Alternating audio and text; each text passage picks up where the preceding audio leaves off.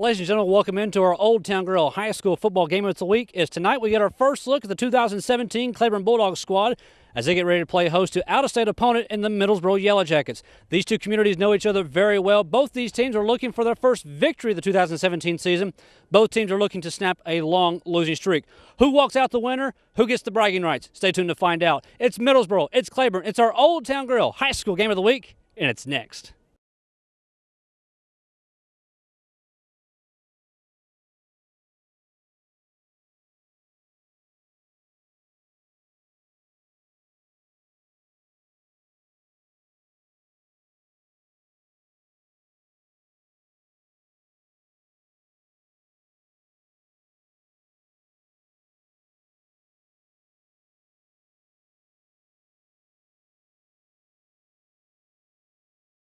Captains are out to midfield, and they're getting ready for the coin toss. We got two more games to spotlight here before we get, one more, and then we'll get back to this one. Cumberland Gap at 1-0, coming off their victory Monday, is at Hancock County, who's 0-1.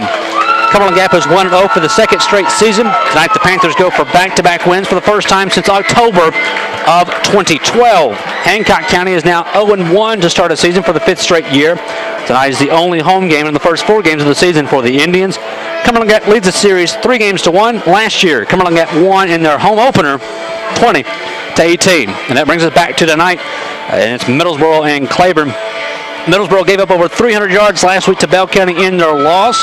The Yellow Jackets on offense were somewhat one-dimensional as they ran the ball 32 times while attempting only 4 passes. This is the third consecutive time they've started 0-1, and they're looking to avoid 0-2 and snap their 9-game losing streak. Claiborne is still looking for their first points of the season. Tonight starts a 3-game homestand with the Bulldogs looking for their first home win since September of last year. And as we've already alluded to, this is the first ever meeting between the Yellow Jackets and the Bulldogs. And that's a look around Class 3A Region 1. As we said, Claiborne has already made their way out to the sideline. Middlesboro taking their time. The captains are already out. As it looks like for Middlesboro, your captains are Owen McWilliams, which is a senior running back. You also have Taylor McClendon, a senior tight end linebacker, and you also have Ben Bowling, who is an offensive and defensive lineman who is also a senior. For Claiborne, your captains look like this. It has got the senior quarterback Ty Stone. You've also got the senior Hunter Rosenbaum, who's listed as a wide receiver defensive back. You have Lucas Neely, a senior running back defensive end, and you have Isaac Fugit, a senior running back linebacker, as they're still waiting. Not really know what the captains are actually waiting for, but they're still awaiting the opportunity to go out to midfield to go through the pregame festivities and the coin toss. And we bring Brandon back in here. Claiborne already on the near sideline. They come marching out. Middlesboro still getting the last-minute preparations. They stayed on the field, as we talked about in the open, for a good hour. And right before the anthem, they finally went into the locker room, and now they're really taking their time and getting those last-minute preparations. Yeah, you're right. I mean, like we mentioned before, the Yellow Jackets have somewhat of a situation in the backfield. What with the starter of last week, Anthony Jackson, taking the snaps, he's not dressed up. And Middlesboro could be down to their second or third string quarterback. And we know that head coach Zach Massengale is deep into the pregame talks as we see Middlesboro now come out of the tunnel officially to meet the captains on the field. The Middlesboro cheerleading section has put up a banner. It says, "All work, no bite. Jackson's Jackets came to win tonight." As the captains will come out to midfield and we'll wait for Middlesboro to come rushing on to the far sideline. A beautiful evening here in New Tazewell. Far different what we had just a few nights ago when we had the Monday night game over in Cumberland Gap. A little bit more tree, a little bit more shade over here in New Tazewell, so the shade has really taken over the field. We've got a little bit of sun coming in from the west, but nonetheless, it should be a beautiful evening of high school football. And while the captains are going through the instructions from the officials, we'll let you know the officials are out of the Knoxville Football Officials Association. Your referee for tonight is Phil Frills. Your umpire is Gary Messer. Your head linesman is Scott Kaiser. Your line judge is Andy Ackerman. Back judge is Joe Hemphill. Your clock operator is Tony Elise, and your play clock operator is Joseph Miller. And yes, we did say play clock operator because here at Claiborne High School, we do have a play clock in each end zone. Claiborne has won the toss, and they have elected to receive, so they'll be going on offense to start the contest, going from right to left on your radio dial. Middlesboro from left to right. Middlesboro looks like the captain's going to go back and get ready to run through the tunnel. While they were getting ready to do all that, Brandon, let's talk about this one. Both these teams need this victory. I mean, there's no way around this one. You think second game of the year, there's still going to be a little bit of jitters, and you don't think it's a must-win as Middlesboro comes rushing onto the field. But this is more than an 0-1 record. This is 2 losing streaks dating back to last year that both these fan bases and both these teams want to snap. Yeah, I think that a victory for either Claiborne or Middlesboro tonight would go, it would go such a long way, not just in gaining the first victory of the season, but as you said, snapping that long losing streak. And as I mentioned, both of these fan bases hungry for a victory, hungry for a W. You've got to go back a little while before either team conquered an opponent. And something has to give tonight. Something simply has to give. One of these losing streaks is going to come to an end, and hopefully it's an entertaining game throughout. Take a look at your game time forecast. Game time temperature near 73 degrees, humidity at 58%, no chance of rain tonight, and a wind out of the north-northeast at 4 miles per hour. Claiborne in their home uniforms, white pants, blue jerseys, white numerals, white helmets with numbers on the sides of them. Look a lot like Penn State's home jerseys. Middlesboro in their traditional away jerseys, that's black pants, white jerseys, black numerals outlined in yellow, and a white helmet with the Power M on the side of it for Middlesboro. And you mentioned when we was up on top of the press box when we first got here, you had flashbacks of Appalachian State. So yeah, sure did. Around this time of year, I was at Neyland Stadium about to have a heart attack as the Tennessee Vols were almost upset by App State. So it's almost like it's Penn State versus App State tonight instead of Claiborne versus Middlesboro. Well, last week I was keeping up with Oneida, and they were saying it was UT versus Penn State. So Middlesboro getting the ball teed up, and it looks like it may be Brandon Helt, number 14. Actually, correction, he's the one that set it up. It's going to be Taylor McClellan that will have... Actually, he's just setting it up. It is going to be Brandon Helt, and that will have the opening kickoff here, as the Bulldogs have 2 receivers set back at their 7-yard line. And we are underway from New Tazewell on an end-over-end kick. It's going to be taken short and down at the let's call it the 26-yard line. And that's where the Bulldogs will start with a Kane came out on first down and 10. Somewhat of a scary situation already. That was the captain, number 36, Lucas Neely, who took that kickoff return. And as he tried to take off, looked like he just slipped, like lost his footing there. Fortunately, he's all right. And the Bulldogs are going to take over on the offensive side of the field for their first drive of the season. Now, one thing to look out for, will Claiborne be particularly aggressive on the offensive side of the field? They did not score in their last game at Oneida. Kane came out on first down and 10. 2 receivers to the left side, 1 to the right. Quarterback will go under the center. Looks to be Eli Stone getting the start. He'll hand off. Nope, he pitches out this time to the right side. And over on the far sideline, moving the ball forward to around the 30-yard line is Claiborne. It looks like on the run was Elijah Beeson, the senior running back. Decent play on first down by Eli Stone to take the pitch, and he'll be going over to the sideline to get some instruction from the coaching staff. For the Yellow Jackets defense, they have 3 linebackers lined up on the play. They're gearing up for the Bulldog rushing attack, as it looks like there's going to be a lot of Claiborne ground and pound offense on the day. Second down and 6, ball resting at the 30-yard line of Claiborne. 2 receivers to the left side, 1 to the right. Again, Stone goes under the center, has split backs behind him. Looking at 4 down linemen. Stone going to keep it himself this time, coming to the near sideline, looking, stops, pops, and is going to be taken down for a loss of 1. Tried to find the hole on the keeper that time and ends up going backwards for 1. And again, a great job by the Middlesboro defense. The pursuit by the Yellow Jackets, the linebackers, and the defensive line, winning the battle up front and forcing a 3rd down and 6 situation. Stone coming to the near sideline. He's going to get the call. Looks like Claiborne's going to go, not necessarily a hurry up. They're going to take their time. Again, we talked about it. I talked to Alan Earl, who was another media partner of ours, about this. And you think about quarterbacks, but this is Eli Stone. It's his first year in high school. It's essentially a 14-year-old playing varsity football, so they got to take it a little bit slow with him. Here's 3rd down and 7.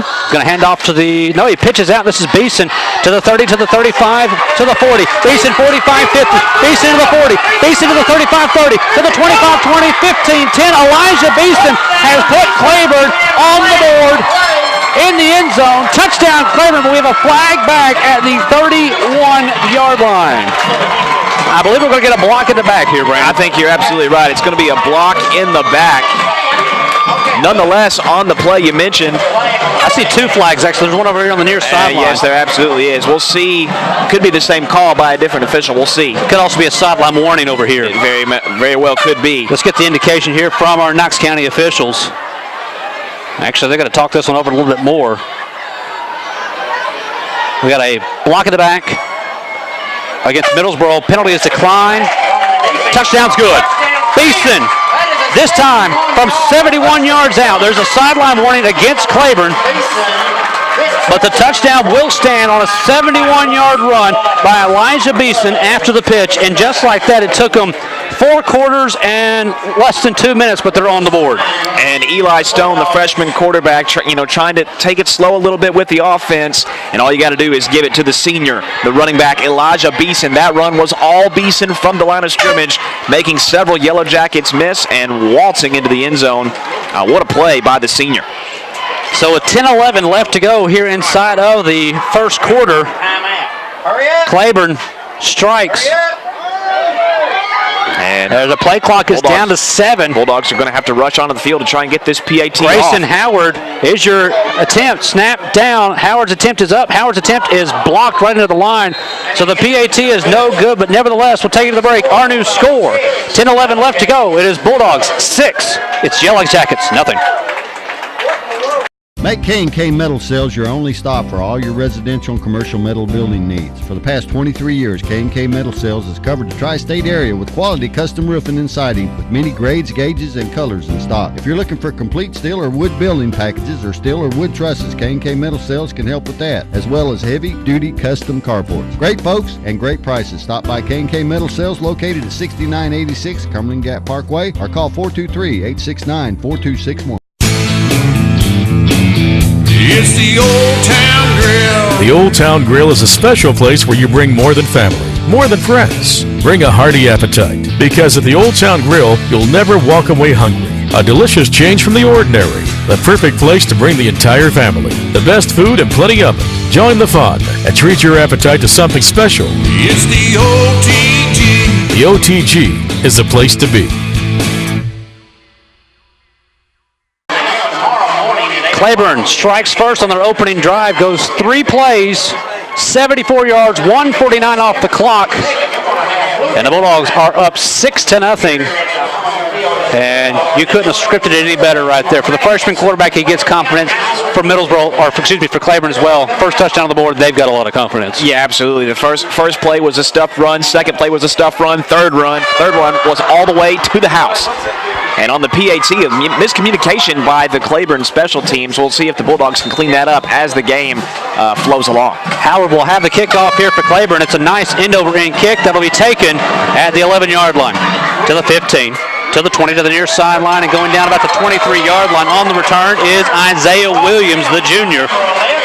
And now we're going to see what Middlesboro's got here. Their starting quarterback last week was Anthony Jackson, the senior, but he has been in street clothes all afternoon. So we're going to see who they actually put out there at quarterback. Will it be Helton or will it be McWilliams?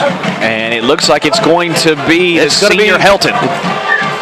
As I see number 14 lined up on the field. Well, I see 7 coming in as well. McWilliams came in late. They are both on the field, and Helton's going to line up at receiver, and McWilliams is going to be your quarterback. So we're going to see Owen McWilliams, the senior, take the first snap at quarterback. 2 receivers to his right side, 2 to his left. Ace backfield as Claiborne has 4 down linemen. McWilliams fumbles. No, he kept the snap. He's going to quarterback keep this time after the 25-yard line. The way he kind of lowered his shoulder, I thought he didn't have it, but he moves the ball forward for 2 yards. And I think the reason that McWilliams stuttered a little bit as soon as the snap was that the senior captain for the Bulldogs, Ben Bowling, the big defensive lineman, was there waiting to make the tackle as he came through the blocks unguarded to make the tackle. We're going to see if Claiborne can stop the run. Second half last week against Oneida, they shut down, or at least slowed down Oneida. So let's see if they continue that momentum here inside of the first half. 10 seconds on the play clock as Middlesboro break the huddle. They'll send 2 receivers. Now they're showing miscommunication. 1 receiver to the left side, 1 to the right. And it looks like Middlesboro's going to have to take a timeout. Coach Massengill sees the confusion, and he'll call the timeout. We'll take it with him. 9:18 left to go first quarter. Claiborne still leads this one 6-0. Yesteryear Country Market is your destination for the finest and freshest foods in the tri-state area. Yesteryear features a variety of groceries, natural foods, and homemade desserts like their mudslide brownie and strawberry pudding. Yesteryear also has baked goods prepared fresh every day, such as their freshly baked breads sold by the loaf, or they can be put on a sandwich from their deli. Yesteryear Country Market, located at 1453 Highway 63 in Cumberland Gap.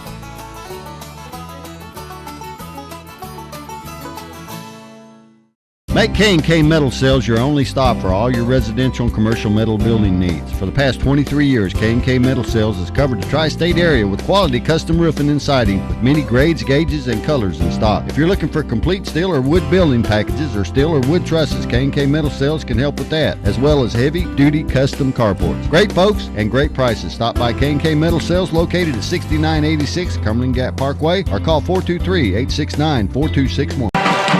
9:18 left to go inside of the first quarter. Claiborne leads this one 6-0 as they struck pay dirt 3 plays into the opening drive. And right now, Middlesboro coming out of their first time out of the first half is looking at 2nd down and 8. And again, if you're just joining us, their quarterback is Owen McWilliams, the senior, who's listed as a running back on the depth chart. But after a lot of injuries last week at Bell County, Coach Massengill has decided to go with the running back at the quarterback position. And now he will go under the center with split backs behind him and 2 receivers to the left side. Pitch out, left side, to the 25, to the 30, to the 35, to the 40. And getting tripped up from behind down to about the 46-yard line is Isaiah Williams. And it was number 15, Hayden Holland of Claiborne that just barely stopped the Yellow Jacket ball carrier from breaking that one all the way to the end zone as Middlesboro nearly answered Claiborne's touchdown with one of their own as a big pickup for Middlesboro. 21 yards on the rush, sets up another K, came out of first down and 10. Ball on the far hash mark, Middlesboro going from left to right here on first down. One receiver off to either side, split backs behind McWilliams. McWilliams, pitch out, fumble, he picks it back up, and this is Williams going down for a loss of 3. And several Claiborne defenders were able to jump on that one again. Williams fortunate to recover that fumble and able to scoop it up to try and get something out of the busted play. Nonetheless, it's going to be 2nd and long. 2nd down, let's call it 13 yards to go. Upcoming here for Middlesboro. 8:25 in county left to go, first quarter. They're going to send one receiver off to either side. Once again, going under the center is McWilliams. He has 2 backs behind him, one of those being Isaiah Williams. And he's going to split back off to his right side as they're looking at 4 down linemen. Could have been offsides, hand off to the fullback up the middle to the 15 into Claiborne territory to the 49-yard line. Is on the run this time was Isaiah Williams again. And on that particular play call, the Claiborne defensive backs came with a late blitz towards the end of the snap right there as the run was up the middle. Had Middlesboro bounced it to the outside, they could have lost even more yards off the blitz by Claiborne. And now we'll see here with this 3rd down and medium situation if the inexperience at Middlesboro at the quarterback position will stay on the ground or if they'll try a short pass for McWilliams. It's 3rd down and 5. One receiver once again off to either side. Split backs behind McWilliams as he goes under the center. McWilliams hands off to Isaiah Williams, and he is wrapped up and dropped for about a 2-yard gain. And Williams trying to go up the middle again, same play or same direction as the 2nd down play, and it's going to be 4th down. It's decision time for Middlesboro. We'll see what the Yellow Jackets do. Ball resting at the 47.5-yard line of Claiborne. Middlesboro's going to go for this one. On 4th down, let's call it 4. Again, one receiver off to either side. McWilliams will go under the center, split backs behind him. Watch the quarterback. He can run here. 4 down lineman for Claiborne. McWilliams on the keeper. Going to run off left side, and he's going to get the first down as he just does get to the Claiborne 43-yard line. And a great play call on offense as McWilliams opting to keep the ball as he has been handing the ball off on every offensive play so far on this drive, electing to keep it with a key 4th down conversion to keep the offense on the field. 6:36 left to go, first quarter. Again, Claiborne leading this one 6-0. This is the opening drive for the Yellow Jackets, and they're in Claiborne territory at the Bulldog 43-yard line. It's a K&K Metal first down and 10. One receiver to the left side, one to the right. Again, McWilliams goes under the center with split backs. He's going to hand off up the middle to the 40, getting his way down to the 35-yard line. Loses the football. Did Claiborne get this? Claiborne has recovered the fumble at the 34-yard line. And just like that, the Middlesboro momentum has been halted. It seemed like the ball came out very late on the play. Nonetheless, it is going to be Bulldog football. Not sure who caused the fumble right there by Claiborne, but nonetheless a huge play. You got to feel good for the Claiborne defense as they allowed Oneida to score 35 points last weekend. And you got to feel good for the defensive unit for the Bulldogs to force the turnover on the opening drive of the game. And for Middlesboro, you converted a fourth down and fumbled on the first down. That's right. Second drive upcoming for here for Claiborne. It's a K&K Middle first down and 10 at the Bulldog 35-yard line, going from right to left. Two receivers split to the left, two split to the right. Ace backfield for Stone, that being Eli Stone. Man in motion from the left to the right. It's going to be a pitch out. This is Beeson trying to find a hole, and Beeson's going to get back to the line and get stopped. They'll actually give him a loss of one. As the Bulldogs lined up big number 44, the junior Matt Cupp, in at the fullback position, faked it to him up the middle and opted for the pitch. The Bulldogs have gone for that pitch several times here early on in the contest, and thus far it's not worked very well. We'll see if they try and bring something in towards the middle, towards those linebackers instead of out to the sideline. Second down and 11, ball in the far hash mark of the ball, 34-yard line. Two receivers to the left side, two to the right. Against Stone, ace backfield. Sends a man in motion now from the right to the left. Stone keeps it, and he is sacked. Stone takes a monster of a hit back to the 33-yard line. And it was Hunter Hoskins who lowered the boom on Eli Stone behind the line of scrimmage. Again, that same play, that fake towards the fullback and the roll towards the sideline, and Middlesboro sniffed it out and stopped it for a big loss. Sets up third down and 12 now coming here for Claiborne. We'll see what the Bulldogs draw up here on third and long, again with the inexperience at quarterback, to see if Claiborne tries to go for a short pass or if they stay on the ground. Under 5 minutes left to go first quarter. They're going to send three receivers to the left, one to the right. Stone again goes under the center, ace backfield. Looking at four down linemen for Middlesboro. And Claiborne's going to take their first time out with 4:50 left to go first quarter. We'll take it with them. Again, our score, it's Claiborne 6. It is Middlesboro nothing. It's the Old Town Grill. The Old Town Grill is a special place where you bring more than family, more than friends. Bring a hearty appetite, because at the Old Town Grill, you'll never walk away hungry. A delicious change from the ordinary. The perfect place to bring the entire family. The best food and plenty of it. Join the fun and treat your appetite to something special. It's the OTG. The OTG is the place to be. Make K&K Metal Sales your only stop for all your residential and commercial metal building needs. For the past 23 years, K&K Metal Sales has covered the tri-state area with quality custom roofing and siding with many grades, gauges, and colors in stock. If you're looking for complete steel or wood building packages or steel or wood trusses, K&K Metal Sales can help with that, as well as heavy-duty custom carports. Great folks and great prices. Stop by K&K Metal Sales located at 6986 Cumberland Gap Parkway or call 423-869-4261. We have 4:50 left to go here inside of the first quarter. Claiborne spending their first time out of the first half.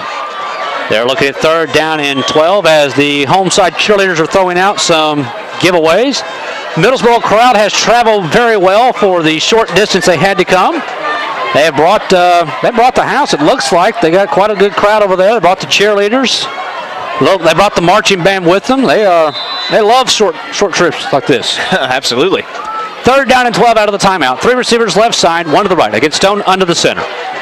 Stone rolling out, looking, stops, throws off. It is complete to Beeson. Beeson makes the first person miss to the 30 and gets back near the original line of scrimmage to about the 35-yard line to bring up fourth down.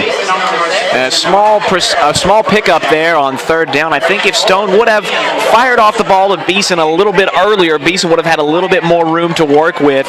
Again, Beeson doing a nice job making some tacklers miss for a couple of yards on the play, but it's going to be fourth down and long. That's going to force Claiborne to punt the ball away. Fourth down and 10, as it looks like we'll have Tyler Napier back to punt for the Bulldogs. And Middlesboro has a receiver back to the 32-yard line. Good snap. Napier gets it off. It's going to be actually a lot farther than I thought it would be. It looked like it went straight up in the air. It's going to take a huge Claiborne bounce inside the 30 to the Middlesboro 24-yard line. That's where the Yellow Jackets will start with a K&K Metal first down and 10. Middlesboro defense nearly came up big on the punt block, as it was number 50, Nick Poindexter, who nearly deflected the kick away. But nonetheless, a very, very good punt by the Bulldogs, aided by a good bounce. And Middlesboro will take over on offense. Now, remember the last time they hit the field, it was the play after they converted the fourth down where the Yellow Jackets turned the ball over for the first time on the day. They've got to be more careful carrying the football. 41 yards on the net for that punt. It's a K&K Metal first down and 10. One receiver off to either side. Quarterback will go under the center with split backs.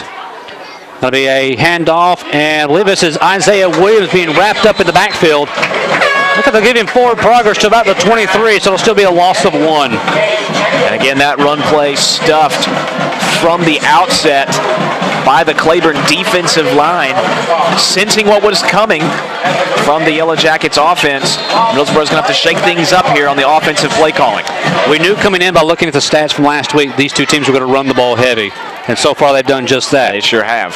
That'll be second down and 11. Ball resting at the Middlesboro 23-yard line. Again, one receiver to the left side, one to the right. Again, your quarterback is Owen McWilliams, the senior. He goes under the center, split backs behind him. He's going to keep it himself. He's going to cut it back up and gets back to the line of scrimmage, back to the 23-yard line. The Claiborne defensive line not having any of it. It's going to bring up third down. Defensive line for Claiborne doing a nice job not allowing McWilliams to turn the corner when he wants, not allowing him to bounce out to the outside. And another great stop by the Claiborne Bulldogs defense. Now this is Claiborne's first chance to get 3 plays and out to try and get the ball back to their offense. Middlesboro so far on the evening 0 for 1 on third downs. See what they do here. Play clock's at 5. They'll go down with 3 receivers to the right side. Ace backfield. Did not get this one off. They're going to say they did get this one off. McWilliams rolls out to the near side. He's to the 20. Takes a hit, stays in bounds, and eventually will go down. He will go down on the near sideline. They're going to say, was the ball out? Claiborne has run the ball into the end zone. The Bulldogs is Elijah Beeson stripped the ball away from the Yellow Jacket ball carrier as he was falling out of bounds. I believe the officials are going to say he was out of bounds. Either that or he was already down on momentum. Right. Nonetheless, it's going to be a fourth down and long. Give McWilliams 1 yard on the run back to the original line, and Middlesboro is going to be forced to punt here. So far, the Yellow Jackets rushing attack not providing very much success. They were able to get on for 21 points last week at Bell. Thus far, not as successful on the ground game. Brandon Helton set back to punt. It's partially blocked. Claiborne did get a piece of that one. It's going to take a nice Middlesboro roll, but it's going to stay inside Yellow Jacket territory, and Claiborne will have great field position as they will start with a K&K Metal first down and 10 at the Middlesboro 44-yard line. And give the assist to the captain, Lucas Neely. Neely, the senior, was the one who batted that punt away. The same senior that made the mistake on the opening kickoff, a special teams mishap earlier on, turns into a special teams heads-up play by Neely. 1:25 left to go first quarter. Claiborne still leads this one 6-0. Even though it was partially blocked, the punt still netted 20 yards, and Claiborne will have a K&K Metal first down and 10 starting from the Middlesboro 44-yard line. On first down, they'll send 2 receivers to the left side, send 2 to the right. Again, Eli Stone goes under the center. Ace backfield. Beeson in motion from the left to the right. This is going to be a handoff up. No, Beeson's got it now on the pitch to the 40, to the 35. Gets the first down out of bounds. And he's out to the 34-yard line, close to the first down marker. Stone holds that ball so well. I keep thinking he's handed it off, but he's still got it in the breadbasket. So far, the best fake of the evening so far, as everyone here in New Tazewell thought that Matt Cupp had the football up the middle. And instead, Stone pulled it and gave it to Beeson for a nice 8-yard gain. Beeson, the workhorse here on the offensive side of the ball for Claiborne. That'll be second down and 2, ball resting at the Middlesboro 36-yard line. 1:16 on the clock here inside of the first quarter. 2 receivers to the left side, 2 to the right. Again, ace backfield for Stone. Stone sends a man in motion now from the right to the left. This time he will hand off to the fullback up the middle. bringing the ball to the 20, to the 15, and getting down inside the 15 near the 10-yard line. Marking at the 13 on the run was number 44, Matt Cup. And with the Yellow Jacket defense, primarily the linebackers and the defensive backs expecting the same play call by Claiborne, as we've seen that look from the Bulldogs time and time again, the fake to the fullback and the pitch towards the sideline. This time the big fullback carries the ball up the middle for one of the biggest runs of the game, the second biggest run of the Claiborne Bulldogs' offense next to the touchdown earlier. He got 23 yards on it. It's another K&K Middle first down and 10, this time at the Middlesboro 13-yard line. First time Claiborne's been inside the red zone this evening. Beeson's in motion from the left to the right. This is Stone's going to run out himself, makes the first person miss, and goes down inside the 10 to the 9-yard line. Stone kind of faked everybody out there and kind of lackadaisically ran around. I believe if he'd have ran quicker, he might have been in the end zone. I think Stone was a little bit surprised at how much space he had in front of him. I think Stone could have taken off and possibly could have leaped into the end zone.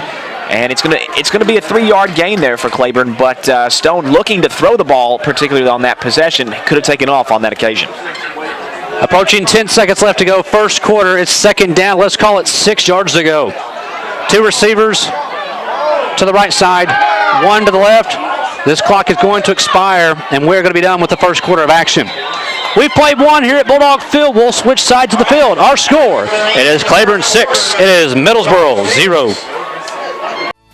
Yesteryear Country Market is your destination for the finest and freshest foods in the tri-state area. Yesteryear features a variety of groceries, natural foods, and homemade desserts like their mudslide brownie and strawberry pudding. Yesteryear also has baked goods prepared fresh every day, such as their freshly baked breads sold by the loaf, or they can be put on a sandwich from their deli. Yesteryear Country Market, located at 1453 Highway 63 in Cumberland Gap.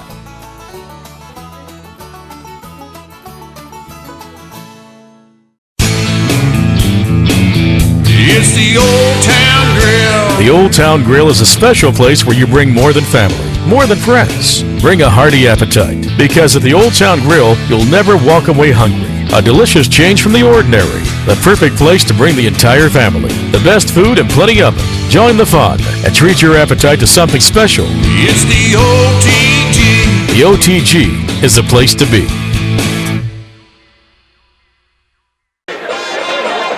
Getting ready for second quarter action here at Bulldog Field. Claiborne leading this one 6-0. They scored on the opening drive, going 3 plays, and that going 74 yards. The extra point was blocked, but Claiborne has the lead 6-0. 1 turnover so far. That was a Middlesboro fumble, and we had a punt block, or partially blocked. That's what led Claiborne to get into a great field position, and they'll start the second quarter on the Middlesboro 9-yard line with second down and 6. Now with this second down scenario from the red zone, sometimes when a team gets into the red zone, when there's not as much field left to go into the end zone, some mistakes can happen. And Claiborne's got to be careful, having some miscommunications, trying to get some snaps off before the play clock expires. And we'll see if Claiborne can punch it into the end zone for the second time tonight. 1 receiver to the left side, 2 to the right. I formation for Stone. Stone hands off. And this is moving forward. This is Bryce Laws. And Laws is not going to get into the end zone, but he does get it near the 5-yard line. As this was Laws' first carry of the evening, and got a pretty decent push there from the offensive line. Doesn't end up going anywhere on the long push, but ends up going officially 3 yards on the play. There's a big third down scenario here for Claiborne. Third down and short. Third down and 2. 1 receiver to the left side, 2 to the right. Again, Stone will go under the center, I formation. They can get a first down at around the 2 or 3 yard line. Watch for Stone to possibly take off. Stone hands off fullback, and he gets popped at the line and dropped, and I'm not sure he got the first down. And I think he's going to be short. That was Matt Cup, the fullback, who took it up the middle for the first time. Cup's momentum was stopped. He was halted as soon as he hit the line of scrimmage. That's going to bring up fourth down. It's going to be fourth down in inches. And we'll see. Ball spotted at the 3 yard line, so give Cup 1. This is going to be huge for both these teams. Again, Claiborne can get a first down. It's not a goal-to-go situation. Middlesboro looking to stop them on the doorstep to grab some momentum. Call it 4th and inches. Big call here for Nathan Medlin, and again, Claiborne having to rush to the line of scrimmage. One receiver to the left side, two to the right. Stone up the middle. He's going to get the first down. Stone brings the ball forward, give it to roughly the 1 yard line, and Stone on third down gets another K&K Metal first down, this time first down and goal to go. In what was a quarterback sneak scenario, the Yellow Jacket that brought Stone down on the play for the tackle actually provided a disadvantage for the Yellow Jackets as he carried Stone past the past that first down marker. And I think if he would have tried to bring Stone down immediately, he may not have gotten there, but carried the quarterback towards that first down marker, and now it's first down and goal. First down and goal to go. It's a K&K Metal first down and goal. Two receivers left side, one to the right. I formation, Stone. Hands off. And Lawson, excuse me, that's not Lawson, that's Beeson. And he does not get in. It's going to be second down. Nice job by the Middlesboro defense, not allowing Beeson to get into the end zone. They've got to do it several more times to try and not allow Claiborne to get into the end zone. Again, they only need a couple of inches. It's going to be second down, goal to go. Ball resting near the 1 yard line. 9:38 in counting left to go first half. Again, Claiborne leads this one 6-0, trying to go up by 2 scores. One receiver to the left side, two to the right. Stone under the center, split backs behind him this time. Stone, hands off, up the middle, in the end zone. Touchdown, Claiborne! Well, I believe it was Elijah Beeson, and it is this time from 1 yard out, and Claiborne is up by 2 scores on the touchdown. And if at first you don't succeed, then just try again. With the same play up to Beeson on the same side. Just got a few inches on first down. They only needed a couple more, and they got it, and then some with Beeson. Then that's Beeson's second score of the day. See if Claiborne goes for 2 here. They missed the first extra point. And it looks like they will go for 2. They're going to send 2 receivers to the left side. And they have a tight end split to the right. Stone goes under the center with split backs. Stone, miscommunication. He's going to scramble forward. Does he reach in? He does not get there. He comes up just a little short.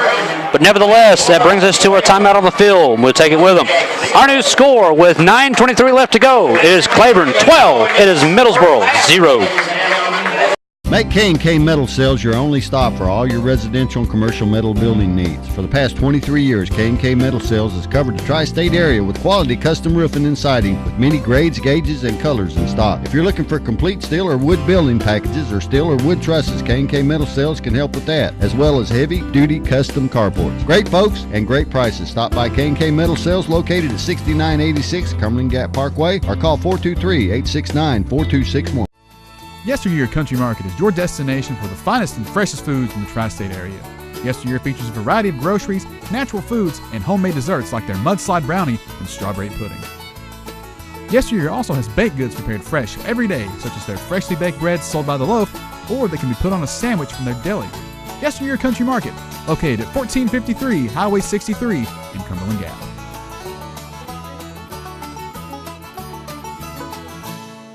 Claiborne scores on an 8-play drive. It goes 44 yards after the partially blocked punt. 2-point conversion is no good, but nevertheless, Claiborne is up 12-0 as they get ready to kick this one off. Brandon, for a team that got shut out last week, you know they're riding high right now. Yeah, they sure are. It's got to feel good to have already scored twice here early in the second quarter, as they were, like you mentioned, shut out last weekend against Oneida, and their offensive attack working so far as they were able to punch it in. This will be Napier to have the kickoff. End over end, but it's going to be short and hits the turf. Middlesboro picks it up on the run to the 25. They're out past the 30 to near the 35-yard line. Is the ball out? The ball is out. There's a beanbag on the field. Did Claiborne recover this at the 30-yard line? And it's going to be Claiborne football, the second fumble against Middlesboro. And it'll be Claiborne with the big field position here as they will take over once again inside Middlesboro territory, back around the Middlesboro 30-yard line. The second consecutive special teams mistake by the Yellow Jackets. The last time Middlesboro tried to punt the ball away, it was blocked by Claiborne's Lucas Neely, and now it was Isaiah Williams from Middlesboro who fumbled on the kickoff return after breaking a couple of tackles. Special teams is one of the key aspects of whether a team wins or loses a game. The team that makes the fewest mistakes on special teams is most likely going to win the ball game. It's a K&K Metal first down and 10 for Claiborne at the Middlesboro 31-yard line. Two receivers right side, one to the left. Split backs for Stone. Stone Hands off to Beeson up the middle. Beeson's going to get some positive yards past the 30, and they'll mark him down near the 27-yard line. And that was the same play that allowed Beeson to score both of his touchdowns so far on the day. That dive up the middle only gave for a couple of yards on that position. But again, Claiborne with great field position. Not a lot of field that they have to travel here to try and get in the end zone for the third time today. You got to think if they score a third touchdown right here, that may make Middlesboro panic a little bit. Absolutely, and especially with the inexperience at quarterback for the Yellow Jackets. Not a good situation you want to be in. Second down, let's call it 6 yards to go. Two receivers to the right side, one to the left. Man in motion now from the right to the left as Stone goes under center. Stone wants to take an option, rolled out right side. He gets taken and wrapped up. The good news is, however, he gets back to the 27-yard line for no gain. And another miscommunication with the man in motion and with the handoff. On that particular play, the man in motion was the senior, number 23, Hunter Rosenbaum, a key playmaker for Claiborne last season. And the Bulldogs have not found a way to get him involved in the offense thus far. We'll see if that changes as the game wears on. Claiborne once again faced with a third down. That'll be third down and let's call it 6.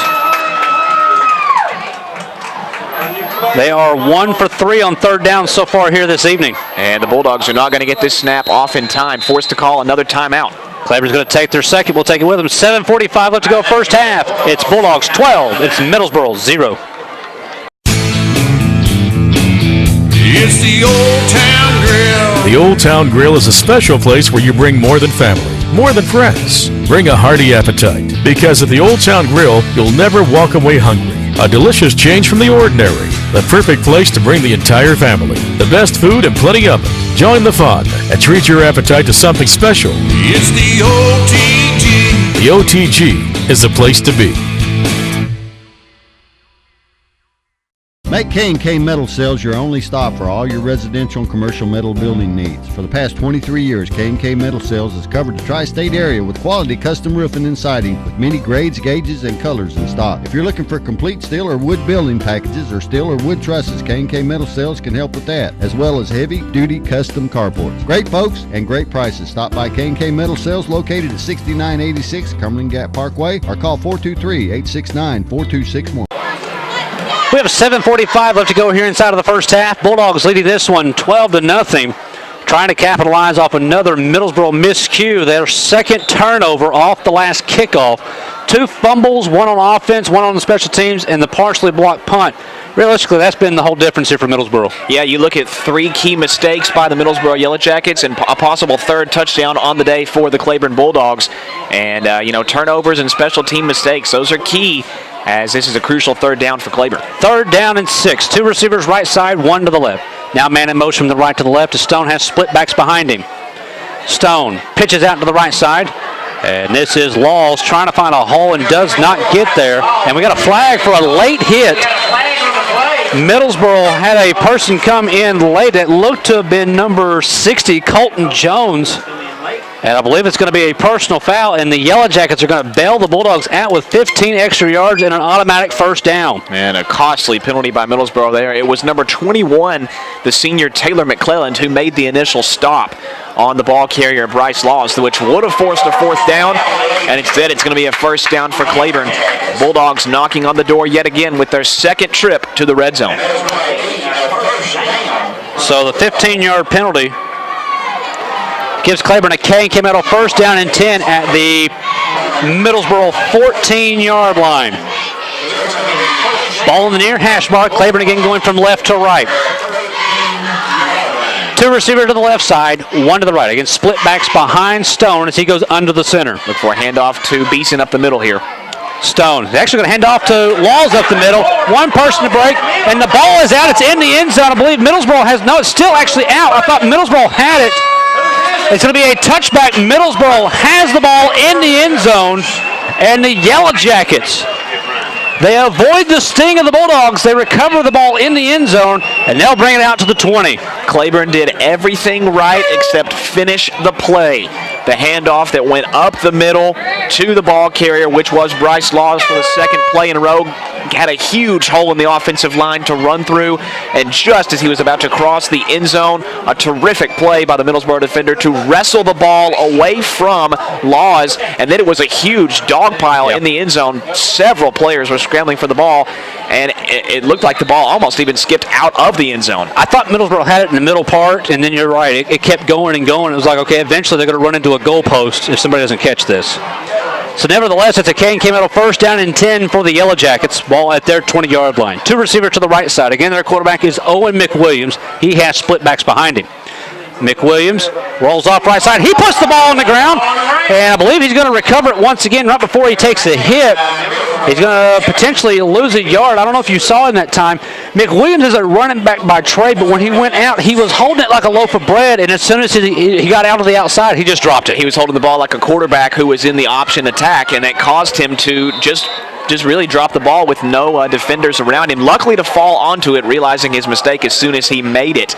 And you knew that play was going to bounce out to the right side as there were no receivers lined up in the left side, and it looks like it's going to be just the opposite on this outlook. Second down and 10, two receivers to the left side, none to the right. Again, split backs behind McWilliams as he goes under the center. McWilliams hands off, fullback coming to the near side to the 25 and following his way forward to about the 27-yard line. I believe that is Isaiah Williams, number 3 on the carry.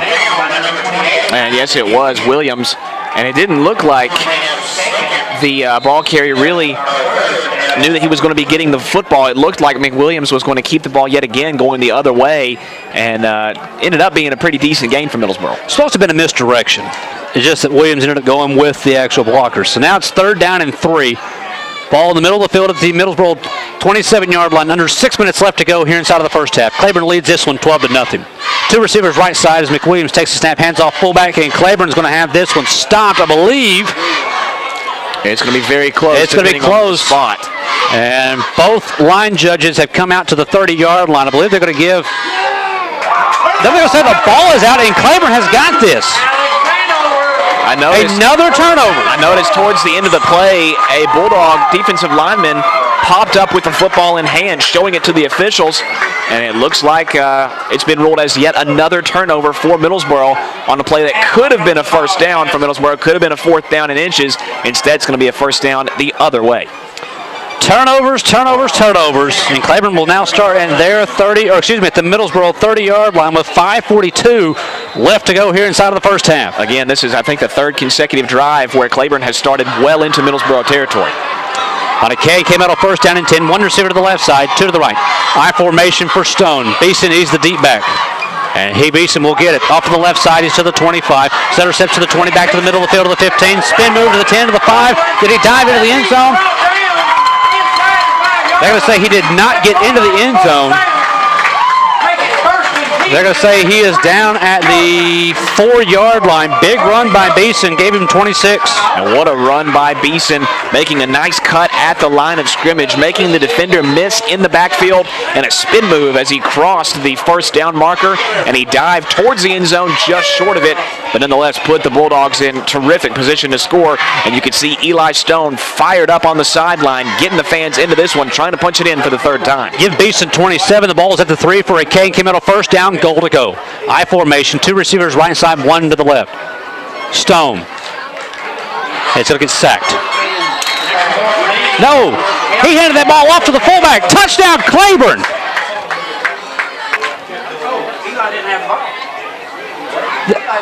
I think they're actually, this is going to be a touchdown. That is a touchdown for Claiborne. Eli Stone did not have the football. I guess he handed off to the fullback. What an unbelievable fake by Eli Stone. I think the only two people in this entire stadium that knew that there was a handoff was Stone and the ball carrier. Yeah. What an unbelievable fake. The second job by Stone to really just fool everybody, the defense, everybody in the bleachers. What a play. Everybody in the stadium thought it was a sack, and we were all getting ready for second down. Stone gets up and just like, hey, I don't have the football. It's a touchdown. And it was Brandon Helton who wrestled Stone to the turf, thought that we had a sack, loss of play. They're going to go for two here. Two receivers to the right side, ice formation. Stone hands off, going forward, and it's not going to get there. This is Lucas Neely. There's a late push. think they may give it to him. And it is going to be no good on the two-point conversion.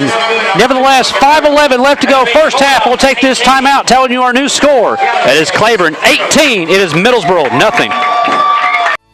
Yesteryear Country Market is your destination for the finest and freshest foods in the tri-state area. Yesteryear features a variety of groceries, natural foods, and homemade desserts like their mudslide brownie and strawberry pudding. Yesteryear also has baked goods prepared fresh every day, such as their freshly baked breads sold by the loaf, or they can be put on a sandwich from their deli. Yesteryear Country Market, located at 1453 Highway 63 in Cumberland Gap.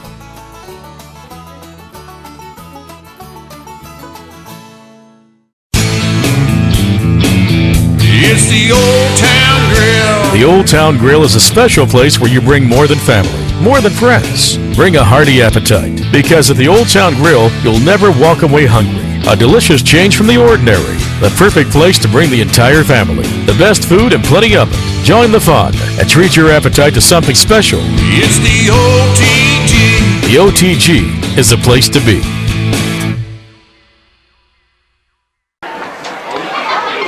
We have 5:11 left to go here inside of the first half. We were getting some clarification while we were at that break. The touchdown has been credited to Lucas Neely, the senior. So give him the 3-yard touchdown. Two-point conversion again, no good. But with 5:11 left to go, Claiborne right now using turnovers, using mistakes Middlesboro has cost themselves to build a 3-possession lead. Yeah, you're absolutely right. Giving the Bulldogs plenty of room, giving them plenty of field position on that particular touchdown. It was Eli Stone pulling the rabbit out of the hat. A magician's act for the 3rd touchdown of the game. Kickoff to Middlesboro. Going to be picked up, and it's going to be picked up eventually at the 3-yard line. And Middlesboro on the far sideline trying to make something out of it. And they will just get it past the 10 down to about the, or up to about the 13-yard line. And while Middlesboro continues to make mistakes on the defensive side of special teams, on the offensive side, they're making those same mistake as it was McWilliams, who the quarterback returning that kickoff return, having to backtrack all the way into his own end zone, where they're giving Claiborne not much room to work, or not a lot of room as far as on the opposite side of the field. They're kicking themselves in the foot a little bit as they now have a large field to go on their own offensive side of the ball. We have an injured Bulldog down on the field, is why you've heard a hush over the crowd. We all know in high school when the ball hits the end zone, it's a touchback. The problem there was it was touched before it got there. So the runner actually took a step into the end zone, but you can't let something like that go over your head if you're Middlesboro. Right now, we know what they're going to have to talk about at halftime. Yes. Stop the mistakes. Stop the miscues. You're kicking yourself in the foot. And normally when you talk about mistakes, you think penalties. Yeah. And Middlesboro really hasn't been hit hard with any penalties. They've been hit with a couple, blocking the back on the first touchdown by Claiborne and a late hit that led to Claiborne, I believe, their 2nd touchdown of the game. But really, it's just been turnovers and those special teams mishaps that have really doomed the Yellow Jackets all game long. So Middlesboro will start with a Kane came out of 1st down and 10, ball resting at their 13-yard line. Shouldn't let you know the injured Bulldog did get up and walk off under his own power. I believe it was number 26, that's Will Hatfield. One receiver to the left side, one to the right. Again, McWilliams is your quarterback, goes into the I formation.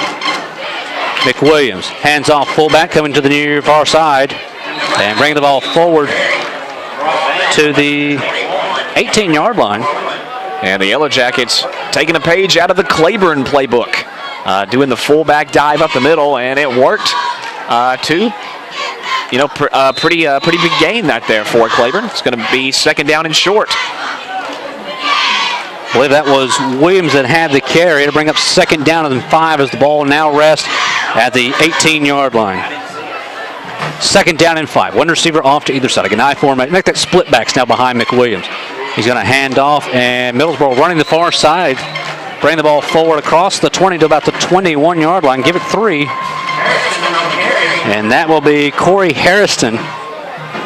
And I think it was Harrison who carried the ball on the play before. I think you're right. I think it's been Harrison on the past 2 plays. It was the play up the middle before, and now he bounces off to the outside on the right. It's going to be 3rd down and short, a balanced rushing attack here for the Yellow Jackets. That's what Middlesboro needs to do. Third down and 1. One receiver left side, one to the right. They're going to run this ball. We know they are. And it's going to be Quarterback keep up the middle to the 25-yard line, and that'll be good enough for the K&K Middle first down. And a quarterback sneak by McWilliams allows Middlesboro to get past the first down marker as we see the first half time here ticking down a little bit. Middlesboro's going to have to, especially if they keep running the football like they are, they're going to have some sense of urgency to try and get some points on the board if they're going to stretch out this last drive until the second quarter buzzer. 3:37 in counting left to go first half. One receiver to the left side, one to the right. Claiborne moving some people around with a 4-down lineman. McWilliams going to roll off to the left side, looking. He's going to run this ball. He's to the 25, he's to the 30, and eventually gets run down from behind past the 35 to about the 38, 39-yard line. We forget sometimes McWilliams is a running back. Yes. He's just in at quarterback because of injuries. He's an actual running back on the roster. That's right. And he proved it out there on that play, rolling out to the left side. And you could see that the Bulldogs were sensing that he could roll out as they were dropping back into coverage. And as McWilliams possibly showed that he could throw up another pass attempt, instead McWilliams does what he does best, and that's take off, lower those pads down, and get some extra yards. 15 yards on the quarterback scramble to the left side. Brings up another K&K Middle first down and 10. Ball in the near hash mark with 3:18 left to go first half. One receiver to the left side, one to the right. Again, this is McWilliams with split backs behind him. McWilliams dropping, looking, throws, incomplete. Pass was intended for Taylor McClellan. They're going to say that's complete. And I think they were. That's what I was confused about. It seemed that it may have been incomplete at first. I thought he trapped it, but the officials are standing right where he caught it. We understand there's a flag on the play. I do not see it on the field. We have a personal foul, roughing the passer against Claiborne. And so that's going to hurt the Bulldogs even more off the pass attempt, and that was, I believe, the first time that McWilliams actually really stood in the pocket and dropped one off in this entire game. And now the Yellow Jackets find themselves deep in Claiborne territory, a position that the Bulldogs have been in thus far in the game. Now it's been reversed. 15 yards on the pass completion plus the 15-yard roughing the passer call puts Middlesboro with a K&K Middle first down and 10 at the Bulldog 31-yard line.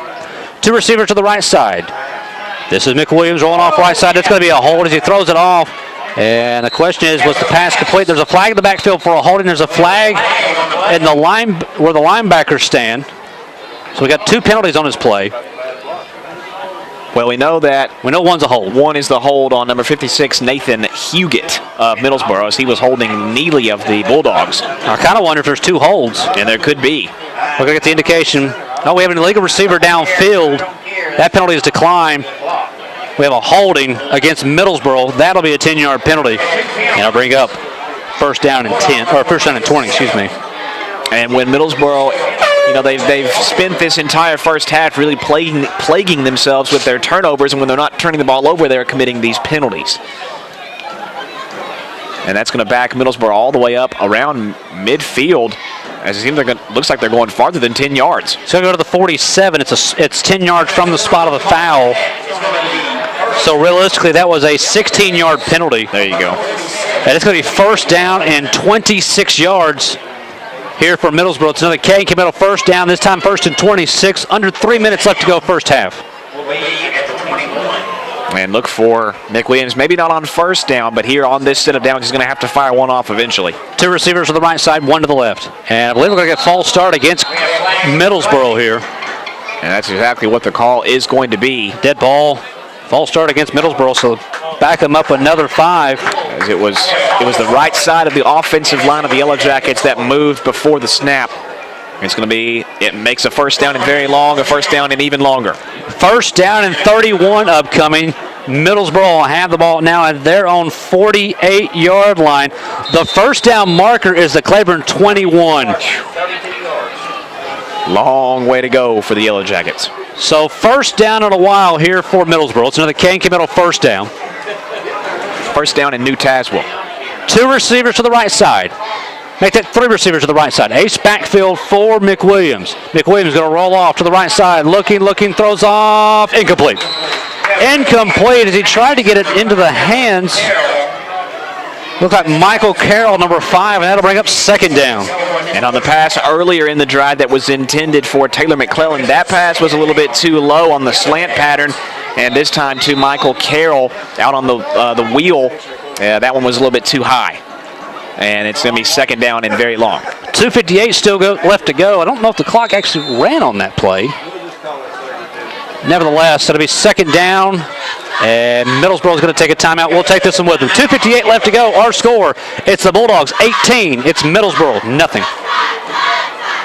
Make K&K Metal Sales your only stop for all your residential and commercial metal building needs. For the past 23 years, K&K Metal Sales has covered the tri-state area with quality custom roofing and siding with many grades, gauges, and colors in stock. If you're looking for complete steel or wood building packages or steel or wood trusses, K&K Metal Sales can help with that, as well as heavy-duty custom carports. Great folks and great prices. Stop by K&K Metal Sales located at 6986 Cumberland Gap Parkway or call 423-869-4261. Yesteryear Country Market is your destination for the finest and freshest foods in the tri-state area. Yesteryear features a variety of groceries, natural foods, and homemade desserts like their mudslide brownie and strawberry pudding. Yesteryear also has baked goods prepared fresh every day, such as their freshly baked breads sold by the loaf, or they can be put on a sandwich from their deli. Yesteryear Country Market, located at 1453 Highway 63 in Cumberland Gap.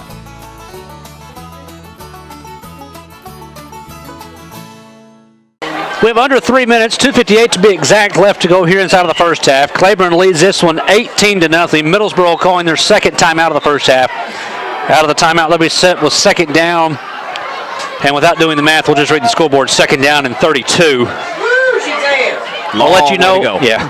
Let you know in halftime. We'll run down some other scores from around East Tennessee and probably find some from Southeast Kentucky if we can find it around the halftime, as well as go through some of our college games of interest. A little bit of college football starting off this weekend, so we'll talk about that at the halftime break. Out of the timeout, it's second down, and like we said, second down and long. 2 receivers to the left side. To the right, ace backfield. McWilliams drops, looks, fires off right side. It's a duck, but it's going to be caught at the 31-yard line, to the 30, to the 25, to the 20. Going to the far side, on to the 15, to the 10, and being run down to the 5. He's still on his feet and into the end zone. Touchdown, Middlesboro. Touchdown, Corey Harrison on second down and long. They complete one for 52 yards. It just wasn't second down and long, Adam. It was second down and forever.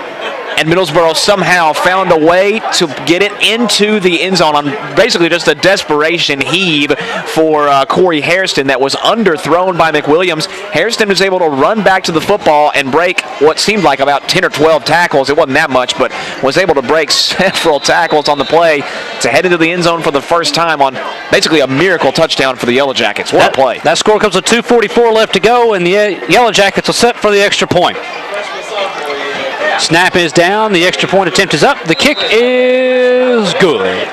Time out of the field. We'll take it with them. Our new score with 2:44 to go. It is Claiborne 18. It is Middlesboro 7. It's the Old Town Grill. The Old Town Grill is a special place where you bring more than family, more than friends. Bring a hearty appetite, because at the Old Town Grill, you'll never walk away hungry. A delicious change from the ordinary. The perfect place to bring the entire family. The best food and plenty of it. Join the fun and treat your appetite to something special. It's the OTG. The OTG is the place to be.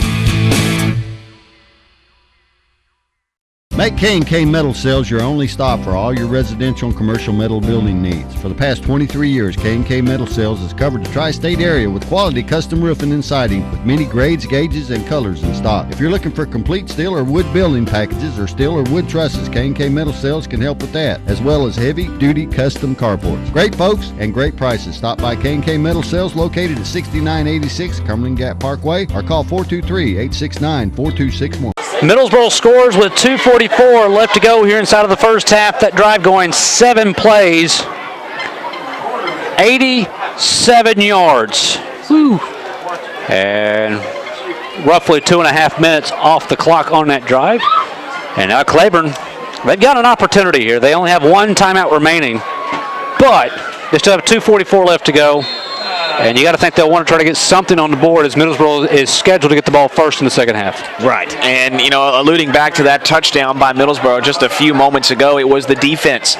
That defense that's given Claiborne so many problems all throughout 2016 and so far early on in the first game of 2017 against Oneida. That defense just allowing that miracle play to happen by Middlesboro. Now the Claiborne offense has to respond and send the Bulldogs into somewhat of a high note into the locker room for the first half. Middlesboro set to kick. We got a stoppage here by our line judge. We have a delay of game against Middlesboro on the kickoff.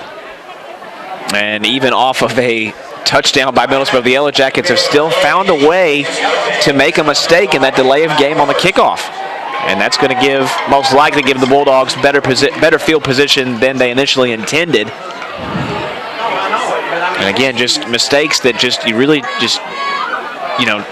don't need to happen for a football team, especially not in the first half. That's an easy 5 yards for Claiborne to get, as Middlesboro will be kicking this one off. End over end and short will be taken at the 30-yard line. To the 35, up the middle to the 40, and going their way forward to about the 43-yard line is Claiborne, and that's where they'll start with a K metal first down and 10. And the Bulldogs have, again, like you said, Adam, they've got plenty of time here. 2:37 as they're near midfield. And Claiborne's going to have, plenty of time. No sense of urgency yet. We'll see how the Bulldogs' clock management comes into play on this drive. So it'll be a K metal first down and 10. Ball resting at the 43-yard line of Claiborne. Again, they have one timeout remaining with 2:37 left to go first half. They still lead this one 18-7. One receiver to the left side, one to the right. Split backs. Actually make that now. Two receivers now on the right side. Split back still behind Stone as he's under the center. Stone's going to drop. He's going to throw. It's complete out to the 45-yard line and down to the 46 on the completion was to Hunter Rosenbaum. And that was Rosenbaum's first catch of the day. And in a play where it was, I believe it was Bryce Laws who came into the play extremely late for the Bulldogs, lined up at receiver. He made the key block that allowed Rosenbaum to get that short yardage possession. Second down and 7 now coming for Claiborne. Clock approaching 2 minutes left to go until halftime. Two receiver to the left side, one to the right. Ball in the near hash mark as Stone goes under the center with split backs behind him. Look at that 4-down lineman. Look at actually a 4-4 look. Stone hands off and moving the ball forward for about a gain of 2 to the 48-yard line. As on the run was 24, Bryce Laws. And that 4-4 look by the Middlesboro defense was able to stuff that play as soon as it got going. As the defensive line of Middlesboro forcing a third down and long here. And now with only a minute and a half to go in the first half, in this second quarter, now the urgency needs to come in a little bit if you're the Claiborne offense. That'll be third down. Let's call it third down and 6. Two receivers to the left side, one to the right. Clock under 75 seconds left to go first half. Stone goes under the center with split backs behind him. Again, looking at a 4-3 look. Stone dropping, looking to pass, throws off into the flat. It is complete for the first down. Out of the far side on the completion was Rosenbaum. And that was a beautiful looking ball by Eli Stone. Unfortunately for the receiver by Claiborne, wasn't able to get out of bounds, so the clock's going to keep running as soon as these chains are brought forth. But that was a nice-looking pass completion by Claiborne. Like to see more of that as the game goes on if you're the Bulldogs offense. Clock is running under 53 seconds and counting. First down. It's a K metal first down and 10. Ball resting at the Middlesboro 43-yard line. One receiver to the left side. Two to the right. Under 45 seconds now left to go. Stone will go under the center. Looking at a 4-3 look. Stone dropping, looking. Got up the middle. Is complete to the 20. To the 15, looking for a block. He's to the 10, to the near side of the 5. He will get into the end zone. Touchdown, Claiborne. Touchdown, Elijah Beeson. Stone drops back, finds him on what looks like a fly pattern down the middle of the field, and Beeson does the rest. All the receivers on the Claiborne offensive side of the ball were all streaking forward towards the end zone, and Stone found Beeson wide open, and Beeson did the rest from there. Beeson's third touchdown of the game. And what about Eli Stone? Back-to-back plays after Claiborne really runs the ball on nearly every single play in this first half, and the past two plays have been picture-perfect passes by Stone, and it results in a touchdown. The freshman is getting confidence and momentum as the night goes on. So Claiborne will be going for two here with 29 seconds left to go. Two receivers to the right side. I formation for Stone. He's got to get this play off, and he does so. Stone, pitch out to the right side, looking for the block, getting into the end zone. The two-point conversion is good on the run by Walls. He paid for it at the goal line, but the two-point conversion is good. And with 29 seconds left to go, Claiborne puts 8 on the board, and we'll hold it here as we are close to the halftime break. We talked about it when Claiborne got the kickoff. They had one timeout. Was kind of curious how they come out. Man, they come out throwing the ball. I think it surprised Middlesboro. It surprised a lot of people. Sure did. And 8 more points on the board, and now they're feeling that mojo once again. Yes, and look out for the Bulldogs offense here in the second half as Eli Stone and Nathan Medlin are going to go into the locker room with essentially maybe a brand new game plan for this second half, as Stone, like I said, just delivered those 2 passes on the money back to back.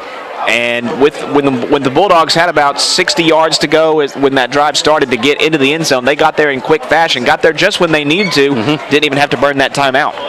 That drive took 4 plays, went 57 yards, took 2:15 off the clock.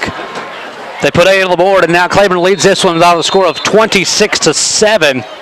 And Middlesboro will be receiving this kick with 29 seconds left to go. Remember, they have 1 timeout remaining as well. Short kick.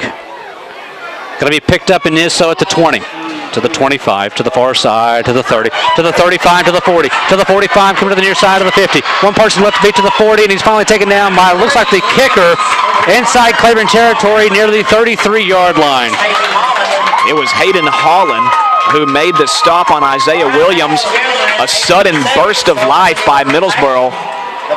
Isaiah Williams with a great kickoff return, and on the Yellow Jackets' last kickoff return, which was a huge mistake, backtracking all the way into the end zone. This time, Isaiah Williams finally comes up with a key special teams play, and Middlesboro now all of a sudden could punch it into the end zone right before the end of the half. 48 yards on the kickoff return sets Middlesboro up with a K and came out on first down and 10. Ball resting at the Bulldog 32-yard line. Again, they have 1 timeout remaining. 3 receivers left side. Ace backfield for McWilliams. McWilliams going to roll off left side. Wants to look to pass. Now does so off into the flat. It's complete to the 20. Back to the middle of the field. Down to the 17-yard line. The pass was completed to Drake Thomas. And that's Thomas's first reception. Who knew that both of these teams could pass the ball so well? I don't think that even they knew that they could pass the ball as well as they have shown in these last couple of drives, as Owen McWilliams on the run fires it off, and now Middlesboro is going to be forced to take a timeout. Middlesboro will take their 3rd and final timeout. Once again, we'll hold it here. That pass completion went for 14 yards, but now Middlesboro's out of timeouts. Ball resting at the Bulldog 18-yard line with 9 seconds left to go. I wonder what they'll do here. Yes. I imagine McWilliams is going to roll out to one side and just launch it into the end zone. And you think that is essentially the plan. You could try and get a few quick yards trying to go out of bounds, but I don't know if that would help you. I don't know if you got enough time to try to dink and dunk from the 18. What you really got to worry about here for Middlesboro is, again, you have a running back playing wide receiver, or playing quarterback, I should say. He's had some good passes, but you don't want to throw, and we saw on the scoring play, that ball hung in the air. It was a duck, to be honest. Yes.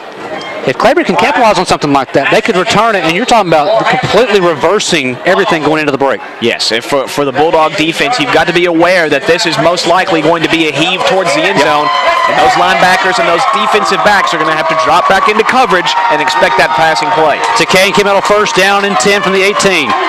McWilliams fumbles the snap. He's going to fall down on it. He's down at the 16-yard line. He's going to have to get up and spike this one. I don't think he's going to have enough time. And that's going to take us to the halftime break. Claiborne holds off the long kickoff return. Let's take it to our halftime break. Our score, it is Claiborne 26. It's Middlesboro 7. Folks, stay tuned. Halftime festivities right after this here on the LMU Sports Network. Yesteryear Country Market is your destination for the finest and freshest foods in the tri-state area. Yesteryear features a variety of groceries, natural foods, and homemade desserts like their mudslide brownie and strawberry pudding. Yesteryear also has baked goods prepared fresh every day, such as their freshly baked breads sold by the loaf, or they can be put on a sandwich from their deli. Yesteryear Country Market, located at 1453 Highway 63 in Cumberland Gap.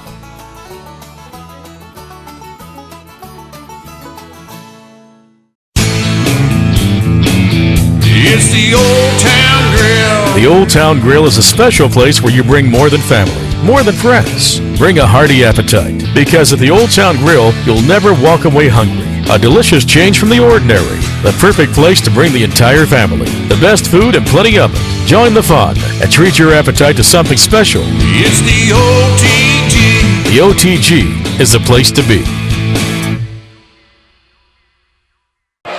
So we'll see here as we get ready for the start of the second half, what if the Bulldog defense can get off the field to stop Middlesboro on the opening drive, and if you're the opposite side, if you're the Yellow Jackets, you need to really, it's a 26-7 deficit right now, but if you're Middlesboro, you need to find the end zone pretty quickly here on the opening drive to kind of send that statement to the Claiborne defense. We've talked about some Tennessee scores. Here's some from Southeast Kentucky. Don't have an idea of where they're at in their game, but the last update was 15 minutes ago. Bell County leads Letcher County Central 22-7. It is Hazard leading Harlan County 7-0. North Laurel and Prestonburg are scoreless, as is Paintsville and Harlan. Pineville leads Jackson County 14-8. Somerset leads Williamsburg 6-0. South Laurel leads McCreary Central 28-zip, and Whitley County 1 point better than Leslie County 14-13. And we'll try to do a better job of keeping up with that for our Middlesboro audience as we continue on throughout the evening. Teams are on the field. Claiborne will be kicking off from left to right. Middlesboro going from right to left as the darkness has taken over the outside area. We'll see if Isaiah Williams returns this kickoff for Middlesboro. Remember, right before the half, he almost took one to the house for the Yellow Jackets. And here's the kick. It's going to be a low liner, but it's going to be taken at the 15. To the near side of the 25, to the 30, to the 35, and being stood up and dropped at the 30. No, he's still on his feet past the 40 down to the 41-yard line. And that is Isaiah Williams. And he's going to get a tucking to by the line judge on the near side because he got away with a shove. Yes, he sure did. And his eyes lit up as soon as he caught that ball, as he thought that he could break that one through again. And as he was met by a host of Bulldog tacklers as they went towards the sideline and out of bounds. You're right, Adam. There was a little bit extracurricular activity once that play was over. So Middlesboro will start from their own 40-yard line with a K and came out of first down and 10. See if Owen McWilliams comes back out at quarterback and what he can do. We were unsure when we started tonight if it'd be him or Eric Helton, and it will be McWilliams to start the second half as well. One receiver to the left side. Split backs behind him. He's going to hand off. No, yeah, he's handed it off. This is Williams to the 50, far side, 45-40. He's got some speed to the 35-30, 25-20, 15-10. Middlesboro in one play has went 60 yards on a run by Isaiah Williams down the right sideline. Touchdown, Middlesboro. Well, the junior Isaiah Williams couldn't break the kickoff return to the end zone, but he brought the next play all the way to the house, and it could have been that scramble towards the sideline could have lit a fire inside of Isaiah Williams. And I tell you, when he passed that first down marker and headed to the sideline, he turned on the speed and big time. The Bulldog secondary had no chance. The safeties had no chance of trying to catch Williams, and he races into the end zone. And just like that, Middlesboro hangs around. He was shot out of a cannon down that far sideline as Middlesboro looks like they're going to set up to go for two here. McWilliams will go under the center, split backs behind him, one receiver again to the right side. They may give it right back to Williams on the same play. And I believe we're going to have false start against Middlesboro. Looks like one of them rocked forward just a little. No, they're going to call it against Claiborne. They're going to say it was into the neutral zone, so put the ball at the 1. It looked like it was very close. You couldn't really tell which side moved first. Ultimately, it's going to go to Claiborne. And, bailing out Middlesboro just a little bit. The Yellow Jackets are going to see if they can convert the 2. Still going for the 2-point conversion here. 19 seconds into the third quarter. And Middlesboro going for 2 once again. Trying to make this an 11-point game. Split backs behind McWilliams. Has one receiver to the right side. McWilliams, quarterback keep up the middle. Is he in? He's in. 2-point conversion is good. Timeout on the field. Our new score with 11:41 left to go third quarter. It is Claiborne 26. It is Middlesboro 15. Make K&K Metal Sales your only stop for all your residential and commercial metal building needs. For the past 23 years, K&K Metal Sales has covered the tri-state area with quality custom roofing and siding with many grades, gauges, and colors in stock. If you're looking for complete steel or wood building packages or steel or wood trusses, K&K Metal Sales can help with that, as well as heavy-duty custom carports. Great folks and great prices. Stop by K&K Metal Sales located at 6986 Cumberland Gap Parkway or call 423-869-4261. Yesteryear Country Market is your destination for the finest and freshest foods in the tri-state area. Yesteryear features a variety of groceries, natural foods, and homemade desserts like their mudslide brownie and strawberry pudding. Yesteryear also has baked goods prepared fresh every day, such as their freshly baked breads sold by the loaf, or they can be put on a sandwich from their deli. Yesteryear Country Market, located at 1453 Highway 63 in Cumberland Gap.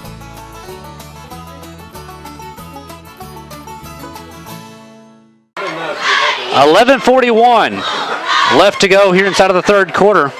It is Middlesboro striking on the first offensive play of the second half.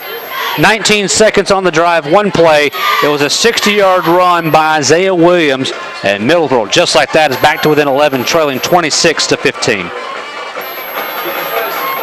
Now, if you're Claiborne, you gave up 8 points, but now you still have the lead. It's still a two-possession game. You can run your offense, kind of shake that play off and just get back down to what you had. Exactly what I was about to say. If you're the Bulldog offense, and especially the next time the defense hits the field, just put that play behind you. Just play your game. You're still up by 11.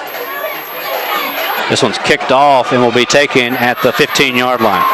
To the 20, to the 25, to the 30, to the 35, to the far sideline. Beeson being wrapped down high past the 40 to about the 43-yard line. And the biggest playmaker on offense thus far for the Bulldogs, Elijah Beeson, answers Isaiah Williams' kickoff return with the kickoff return equally as impressive. In fact, more impressive as far as yardage is concerned. And Beeson sets up the Bulldogs in very decent field position yet again. The Kane came out of first down and 10 for the Bulldogs, setting at their 43-yard line. There is one receiver to the left side, two to the right. Split backs behind Eli Stone. And Stone will draw Middlesboro offsides. And it's going to be 5 yards against the Yellow Jackets. And Middlesboro knew it as soon as they jumped right there. As, like you said, Stone drawing them offsides. Going to give the Bulldogs a little bit of a 5-yard cushion. Easy 5 yards. Brings up now a K&K Metal first down and 5. Again, one receiver left side, two to the right. Stone, quick pass. Out is complete and popped and dropped at the 48-yard line. And on the reception was Austin Cunningham. And right out of the gates here to start off the second half, Eli Stone starts the first play of the drive off a pass. Now, it was a bubble screen. It was an easy completion, trying to catch the defense off guard, and it did not work. Let's call that a loss of 1. And it'll be second down and 6. Two receivers left side, one now to the right. Again, split backs behind Stone. Now we've played officially 1 minute here in the third quarter. Stone, handed off up the middle, and getting inside Middlesboro territory down to the 47-yard line. On the run was Bryce Laws. Decent push that time by the offensive line of Claiborne to get Laws past the midfield marker. That's going to set up a third and just a few inches. Claiborne just needs to punch it in, possibly a quarterback sneak here for Stone. It is third down and 1 upcoming here for Claiborne. Two receivers left side, one to the right. Again, Stone goes under the center, looking at a 4-4 defense. Middlesboro bringing the pressure. Stone gives to Laws. Laws is popped and absolutely dropped for a loss. And that was just a monster hit by the Yellow Jacket defensive line. I mean, everybody knew what was coming. You knew it was going to be a run up the middle, whether it was going to be a sneak or a handoff. You know, it turned out to be a handoff, and it turned out to be a big stop by the Middlesboro defense, a huge stop by the Yellow Jacket defense, because it looks like, we'll see if Claiborne decides going to punt this. Yeah, the Bulldogs are going to punt this ball away, so a very key stop for the Yellow Jackets. Middlesboro back to receive is Drake Thomas. And Claiborne's going to take the timeout. We'll take it with him. 9:45 left to go, third quarter. Our score, it is Claiborne 26. It is Middlesboro 15. It's the Old Town Grill. The Old Town Grill is a special place where you bring more than family. more than friends. Bring a hearty appetite, because at the Old Town Grill, you'll never walk away hungry. A delicious change from the ordinary. The perfect place to bring the entire family. The best food and plenty of it. Join the fun and treat your appetite to something special. It's the OTG. The OTG is the place to be. Make K&K Metal Sales your only stop for all your residential and commercial metal building needs. For the past 23 years, K&K Metal Sales has covered the tri-state area with quality custom roofing and siding with many grades, gauges, and colors in stock. If you're looking for complete steel or wood building packages or steel or wood trusses, K&K Metal Sales can help with that, as well as heavy-duty custom carports. Great folks and great prices. Stop by K&K Metal Sales located at 6986 Cumberland Gap Parkway or call 423-869-4261. Claiborne taking their first time out. Make sure they're set here on the punt with 9:45 left to go here inside of the third quarter. Middlesboro, if they get this punt, you got to think they're going to be thinking end zone right off the bat and get this back to within one possession. They're the ones that come out of the locker room so far with momentum. They sure, yeah, you're absolutely right about that. They sure have. Claiborne's going to go for this one. And yes, they have elected to overturn their decision to punt. 4th down and 3. 2 receivers left side, 1 to the right. Stone. Hands off up the middle, and it's going to be close. Very Beeson's close. got it down to the 46-yard line, right near the first down marker. On our line judge, I think he's got it. I'm looking at the far line judge, and I think he may have it as well. But this may be a measurement. They're going to bring the chains out. Yes, they will. And on that handoff to Beeson up the middle, it was Brandon Helton, the defender for Middlesboro, that really bursted into the backfield and almost got a piece of Beeson, but the Claiborne blocking was able to provide Beeson to get past the speedy Helton, and we'll see here as the chains have officially come out whether or not he made it. They're going to bring the chains. And he made it. First down, Claiborne. All right, let's hear it. First down. So it's a K&K Middle, first down and 10 for Claiborne at the Middlesboro 47-yard line. And a little bit of a gut punch there for the Middlesboro defense. He thought that you were going to get the ball back after you stopped the Claiborne offense on 3rd down and 1. Instead, it's a fresh, brand new set of downs. And if you're Middlesboro, you just got to try and get off the field on this particular set of downs. So it's a K&K Middle, first down and 10.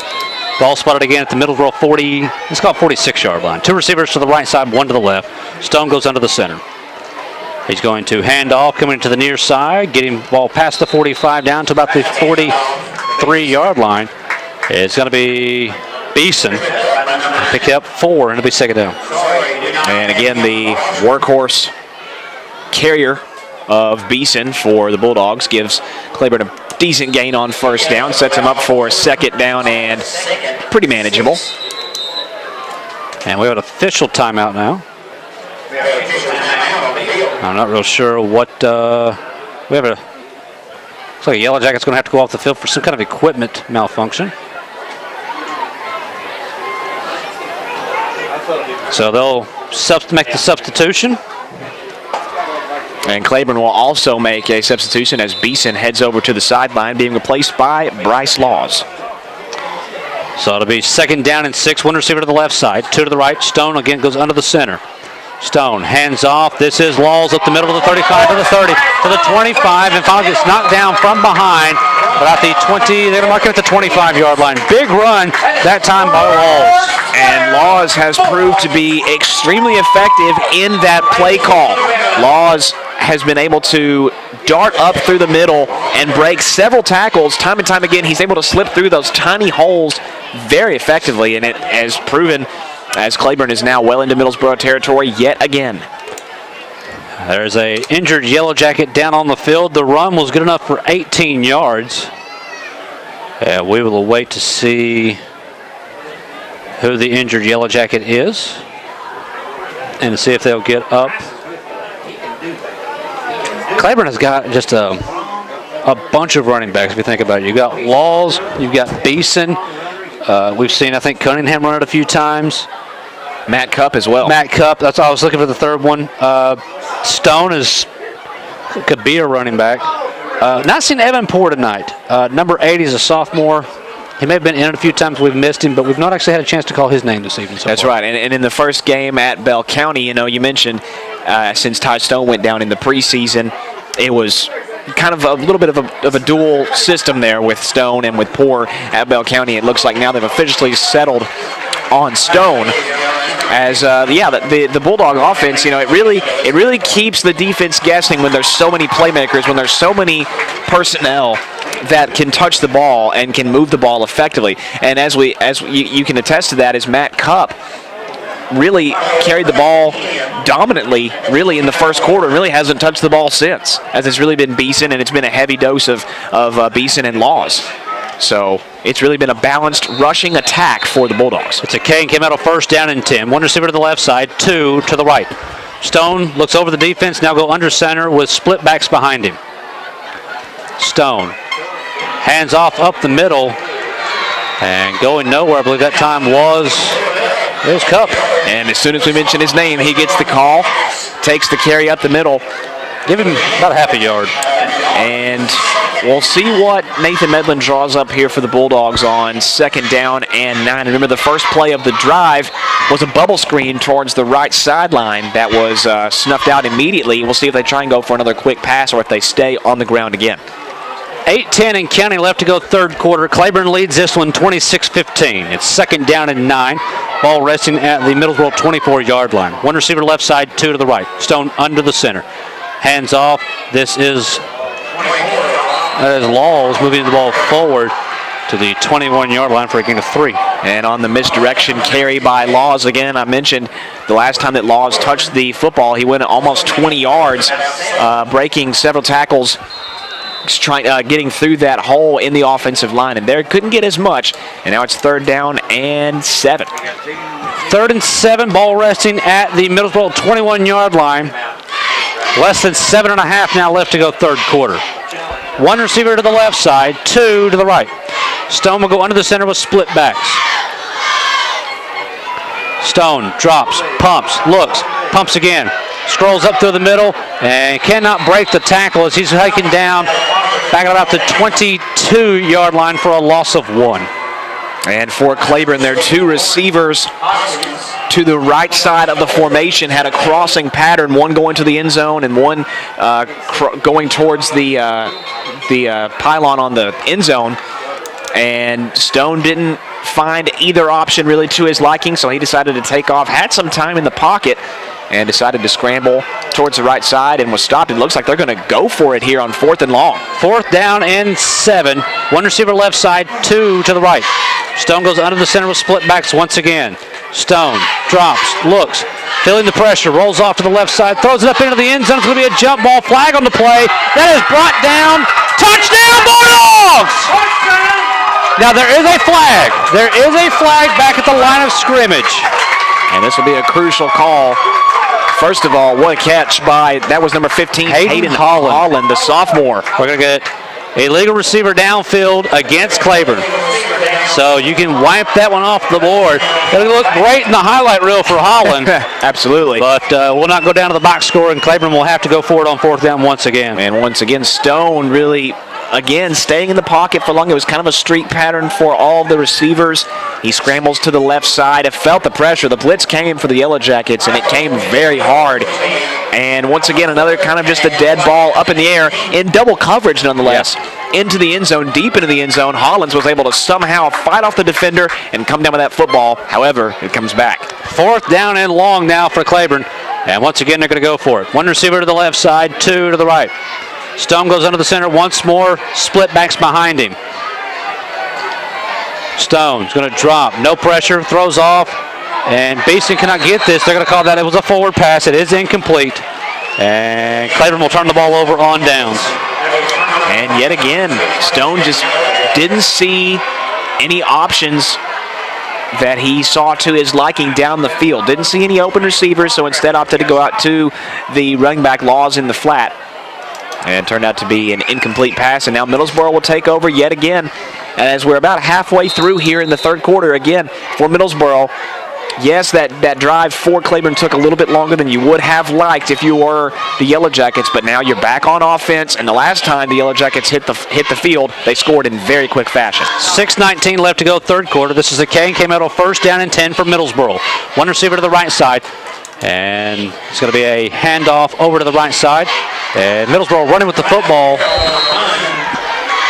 And that was Michael Carroll, number 5, bringing the ball forward to about the 41-yard line for a gain of 8. And that was only the second offensive play of this third quarter for Middlesboro, as their previous scoring drive went just one play, as that was Carroll. As Carroll, the senior, proves that he has just as much speed as the junior Isaiah Williams. Second down. Let's call it 3 yards to go. One receiver to the right side. Again, your quarterback McWilliams goes under the center. Pitches out to the right side. And it's going to be a first down for Middlesboro as they're over on the far side. I believe that was Williams. Yeah, you're right. It was Isaiah Williams, number 3. Move the ball forward to the 48-yard line. A gain of 7. It's another Kane came out of first down and 10. McWilliams pitches it over to the right side to Mr. Reliable here in the second half, Isaiah Williams. Williams did a great job staying patient, following his blockers towards the sideline. Picks up the first down for the Yellow Jackets. So Middlesboro now with another Kane came out of first down. It's a Kane came out of first down and 10. Ball resting at the Middlesboro 48-yard line. One receiver right side, split backs behind McWilliams. McWilliams going to hand off, and Claiborne will have this one snuffed out for a loss of 2. And this time the Bulldog defensive line and those linebackers collapsed on Williams, and Williams is coming up limping a little bit after the play. And we'll see if he heads to the sideline, and he will. That's not a good sign if you're Middlesboro. Yes. They suffered a lot of injuries last week. They do not want to suffer any more this week. And especially not one the caliber of the playmaking ability of that Isaiah Williams has shown so far in this ball game. Second down and 11. You see Williams over there running back and forth, trying to get the feeling back in those legs. One receiver to the left side. And Middlesboro is going to spend a timeout. 4:56 left to go third quarter. We'll take it with them as well. Our score, it is Claiborne 26. It is Middlesboro 15. Yesteryear Country Market is your destination for the finest and freshest foods in the tri-state area. Yesteryear features a variety of groceries, natural foods, and homemade desserts like their mudslide brownie and strawberry pudding. Yesteryear also has baked goods prepared fresh every day, such as their freshly baked breads sold by the loaf, or they can be put on a sandwich from their deli. Yesteryear Country Market, located at 1453 Highway 63 in Cumberland Gap.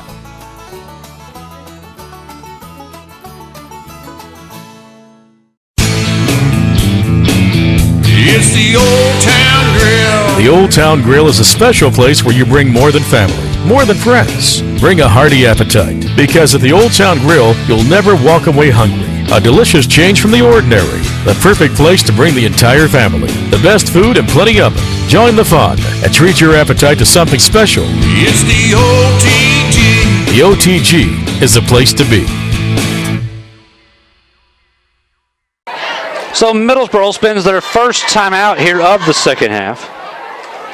Still trailing by the score of 26-15, but trying to get something going here.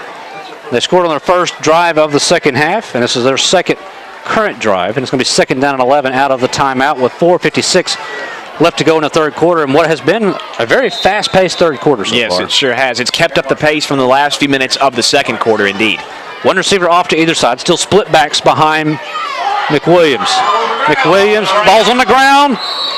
Who comes up with this one? If Middlesboro lost another fumble, they've already lost 3 here this evening. I think the Yellow Jackets have recovered. I think you are right. Middlesboro has recovered. No yardage, lost or gained. It'll bring up third down. It looked like someone at the line of scrimmage, either on the offensive line or defensive line, may have jumped at the start of that play. Possibly could have been a penalty there, but nonetheless, just a fumbled exchange from the center to the quarterback. And Middlesboro fortunate enough to pounce on it, but it's going to be third and long here for the Yellow Jackets. Third down and 11 coming from Middlesboro. Middlesboro still running people around. They have 2 receivers split to the right side, still split backs.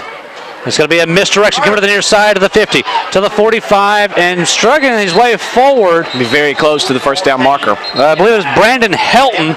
And Helton, I think, is going to get the first down on the last. Well, I don't know. They have the official on this side, on the middle of the field there, is kind of marking it back about a half a yard. Be a very big spot. We got a flag. Yes, we do.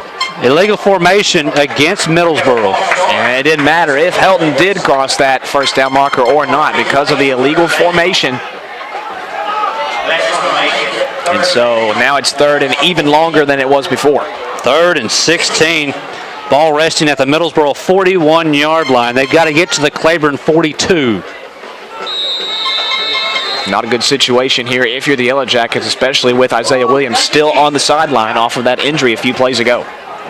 Under 4 minutes now left to play, 3rd quarter. Again, Claiborne leads by 11, 26-15. They're going to send 3 receivers to the right side as McWilliams goes under the center.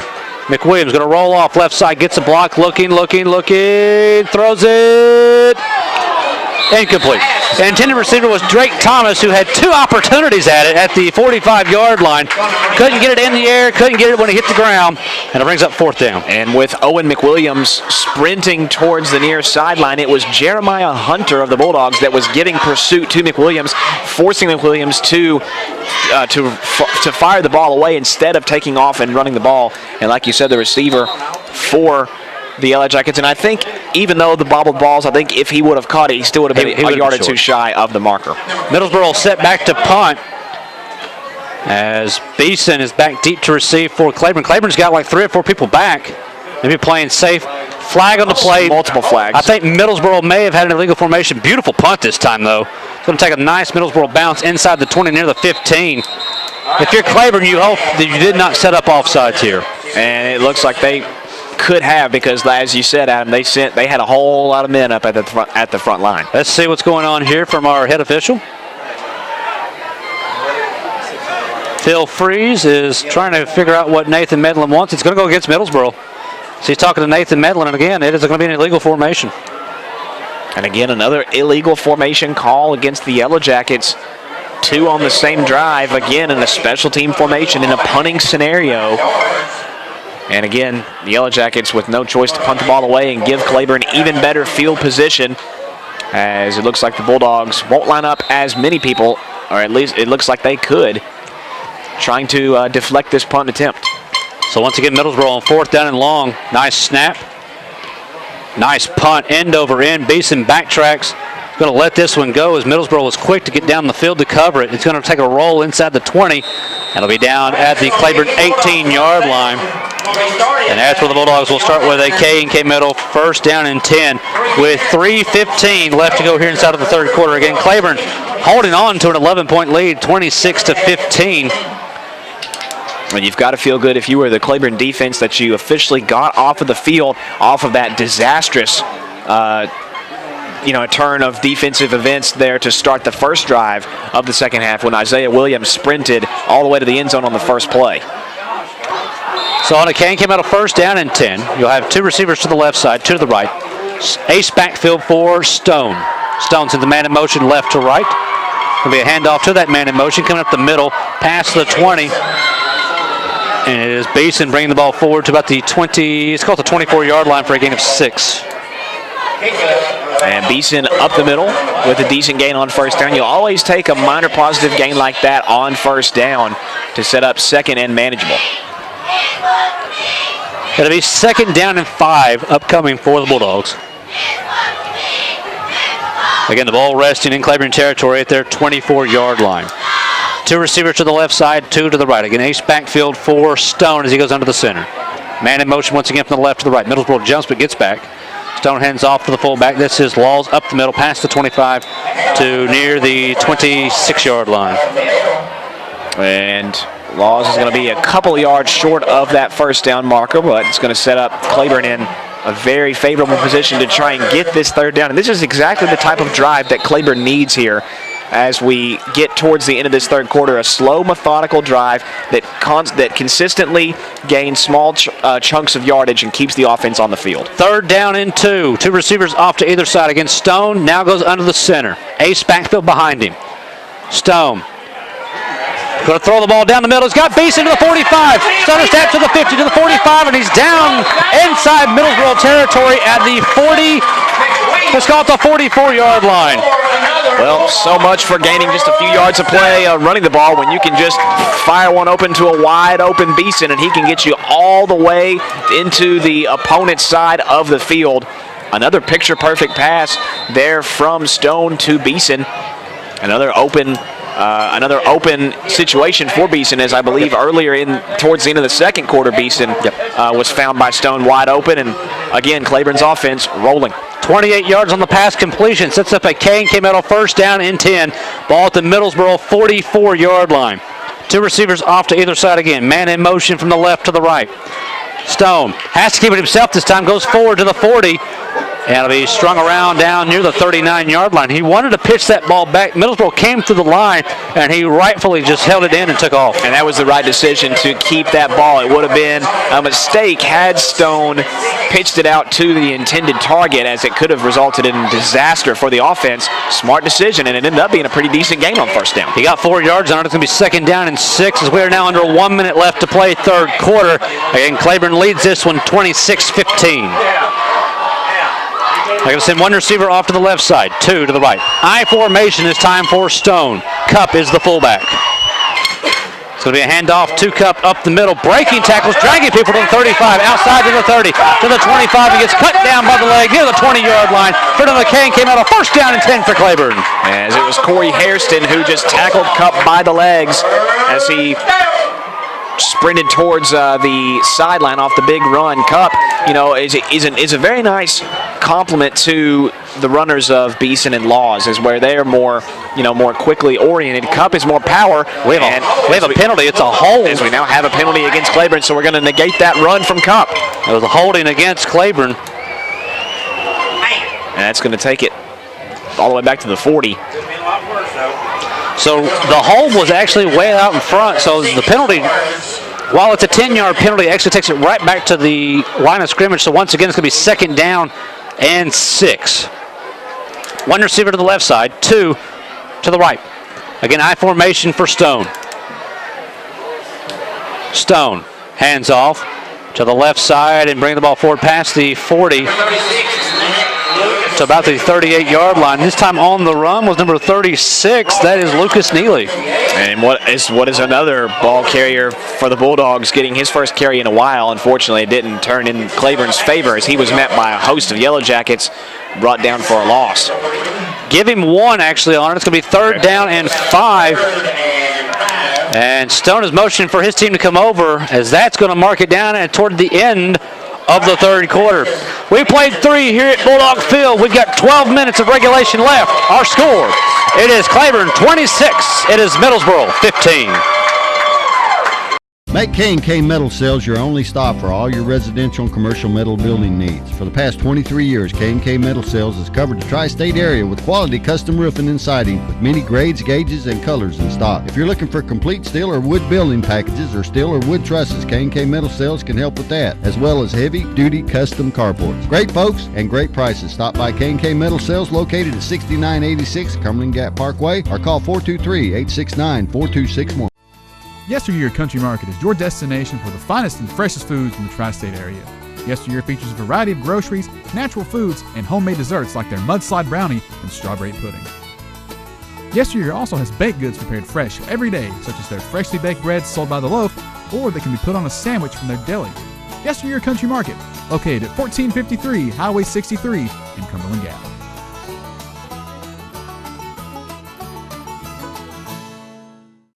We have 12 minutes of regulation left here at Bulldog Field.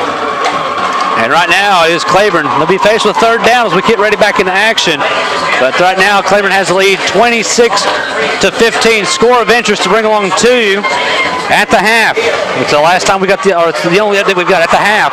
Cumberland Gap leads Hancock County 31-7. Hello. 31, that tells me Mr. Neverstitch has kicked himself a field goal. Yes, you're right about that. I want to thank Dennis Klein for getting us that score. It's third down and 5. Two receivers left side, one to the right. Stone throws it, pitched up into the air. It's complete. It is Hayden Holland with the catch. How did he catch that? Yeah, that's a great question. A great tip by the Middlesboro defender, and it falls high up into the air, and it's a 50-50 chance between Holland and the defender of Middlesboro, and somehow Holland came up with it again. He gets 6 yards when he needed 5, and it's another K&K Middle first down and 10. And if you recall later in that third quarter, it was Harlan who grabbed that touchdown, that would-be touchdown catch in between two defenders. A K&K Middle first down and 10. 2 receivers to the left, 1 to the right. Stone with split backs. Hands off to the fullback who just does get through the blitz. And that is down to the 31-yard line is Laws. And I believe the credit for the tackle will officially go to Ben Bowling, as Laws just was tripped up as he crossed the line of scrimmage and falls to the turf. Second down, 9 yards to go. Clock is in Claiborne's favor as we are approaching 11 minutes left to go. Yeah, if you're Middlesboro, you want to get off the field as soon as possible, as Claiborne's going to have a rough time getting the snap off. Stone sprint from the sideline with 9 seconds on the play clock. They're going to sprint to the line. 2 receivers left, 1 to the right.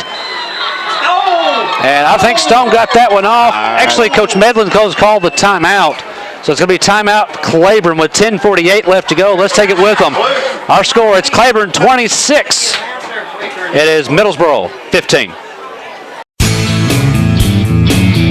It's the Old Town Grill. The Old Town Grill is a special place where you bring more than family, more than friends. Bring a hearty appetite, because at the Old Town Grill, you'll never walk away hungry. A delicious change from the ordinary. The perfect place to bring the entire family. The best food and plenty of it. Join the fun and treat your appetite to something special. It's the OTG. The OTG is the place to be. Make K&K Metal Sales your only stop for all your residential and commercial metal building needs. For the past 23 years, K&K Metal Sales has covered the tri-state area with quality custom roofing and siding with many grades, gauges, and colors in stock. If you're looking for complete steel or wood building packages or steel or wood trusses, K&K Metal Sales can help with that, as well as heavy-duty custom carports. Great folks and great prices. Stop by K&K Metal Sales located at 6986 Cumberland Gap Parkway or call 423-869-4261. 10:48 left to go inside of the fourth quarter.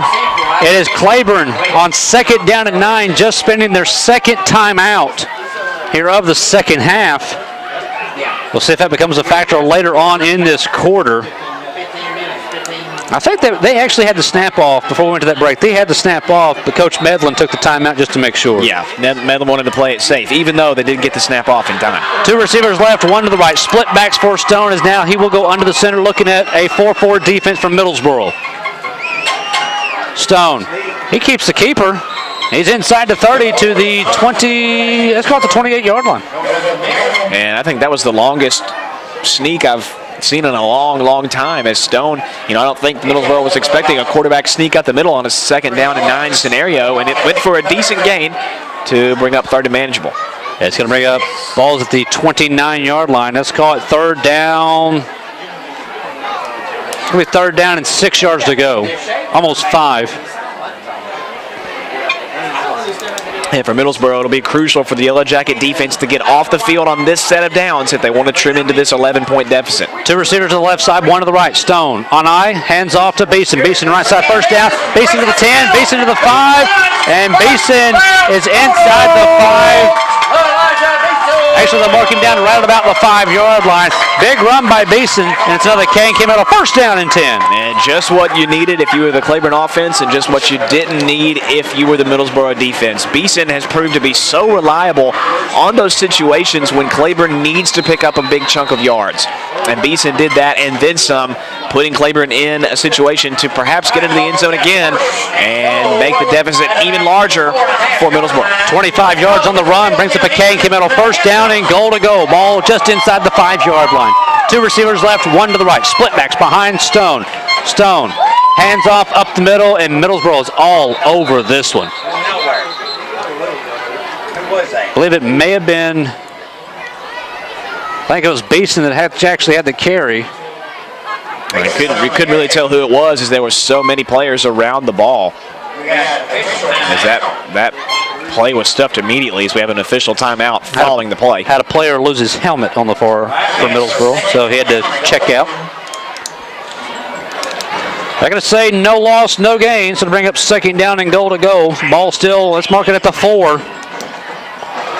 Again, if you're Claiborne right now, the clock's running. You're up 11, the clock's running as we approach 9 minutes left to go. 2 receivers to the left side, 1 to the right. This time Stone will go I formation as he goes under the center.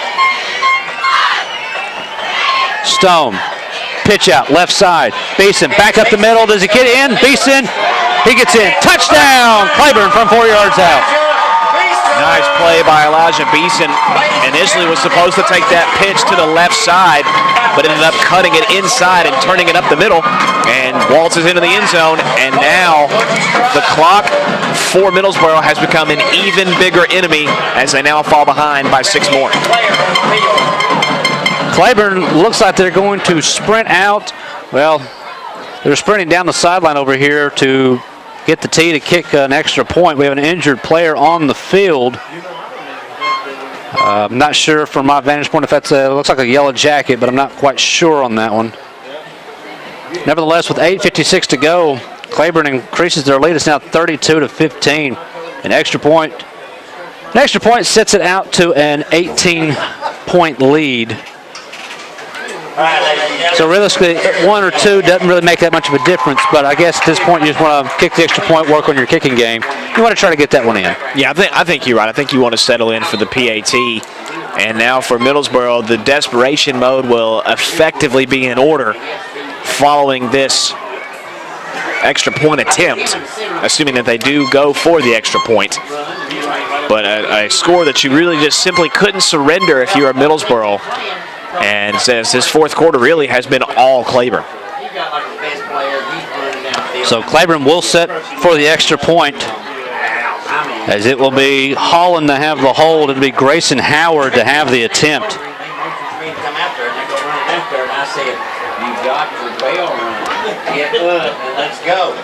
Claiborne will set this one up as the officials actually having a discussion with Howard. I'm not real sure what about. And now we'll start the play clock. Snap is high. It's going to have to be just taken here. Holland pumps, looks, throws off. It is intercepted, and Claiborne will tackle. So the 2-point conversion is no good, but that'll bring us to our break. Our new score with 8:56 left to go, fourth quarter. It is Claiborne 32. It is Middlesboro 15. Yesteryear Country Market is your destination for the finest and freshest foods in the tri-state area. Yesteryear features a variety of groceries, natural foods, and homemade desserts like their mudslide brownie and strawberry pudding. Yesteryear also has baked goods prepared fresh every day, such as their freshly baked breads sold by the loaf, or they can be put on a sandwich from their deli. Yesteryear Country Market, located at 1453 Highway 63 in Cumberland Gap.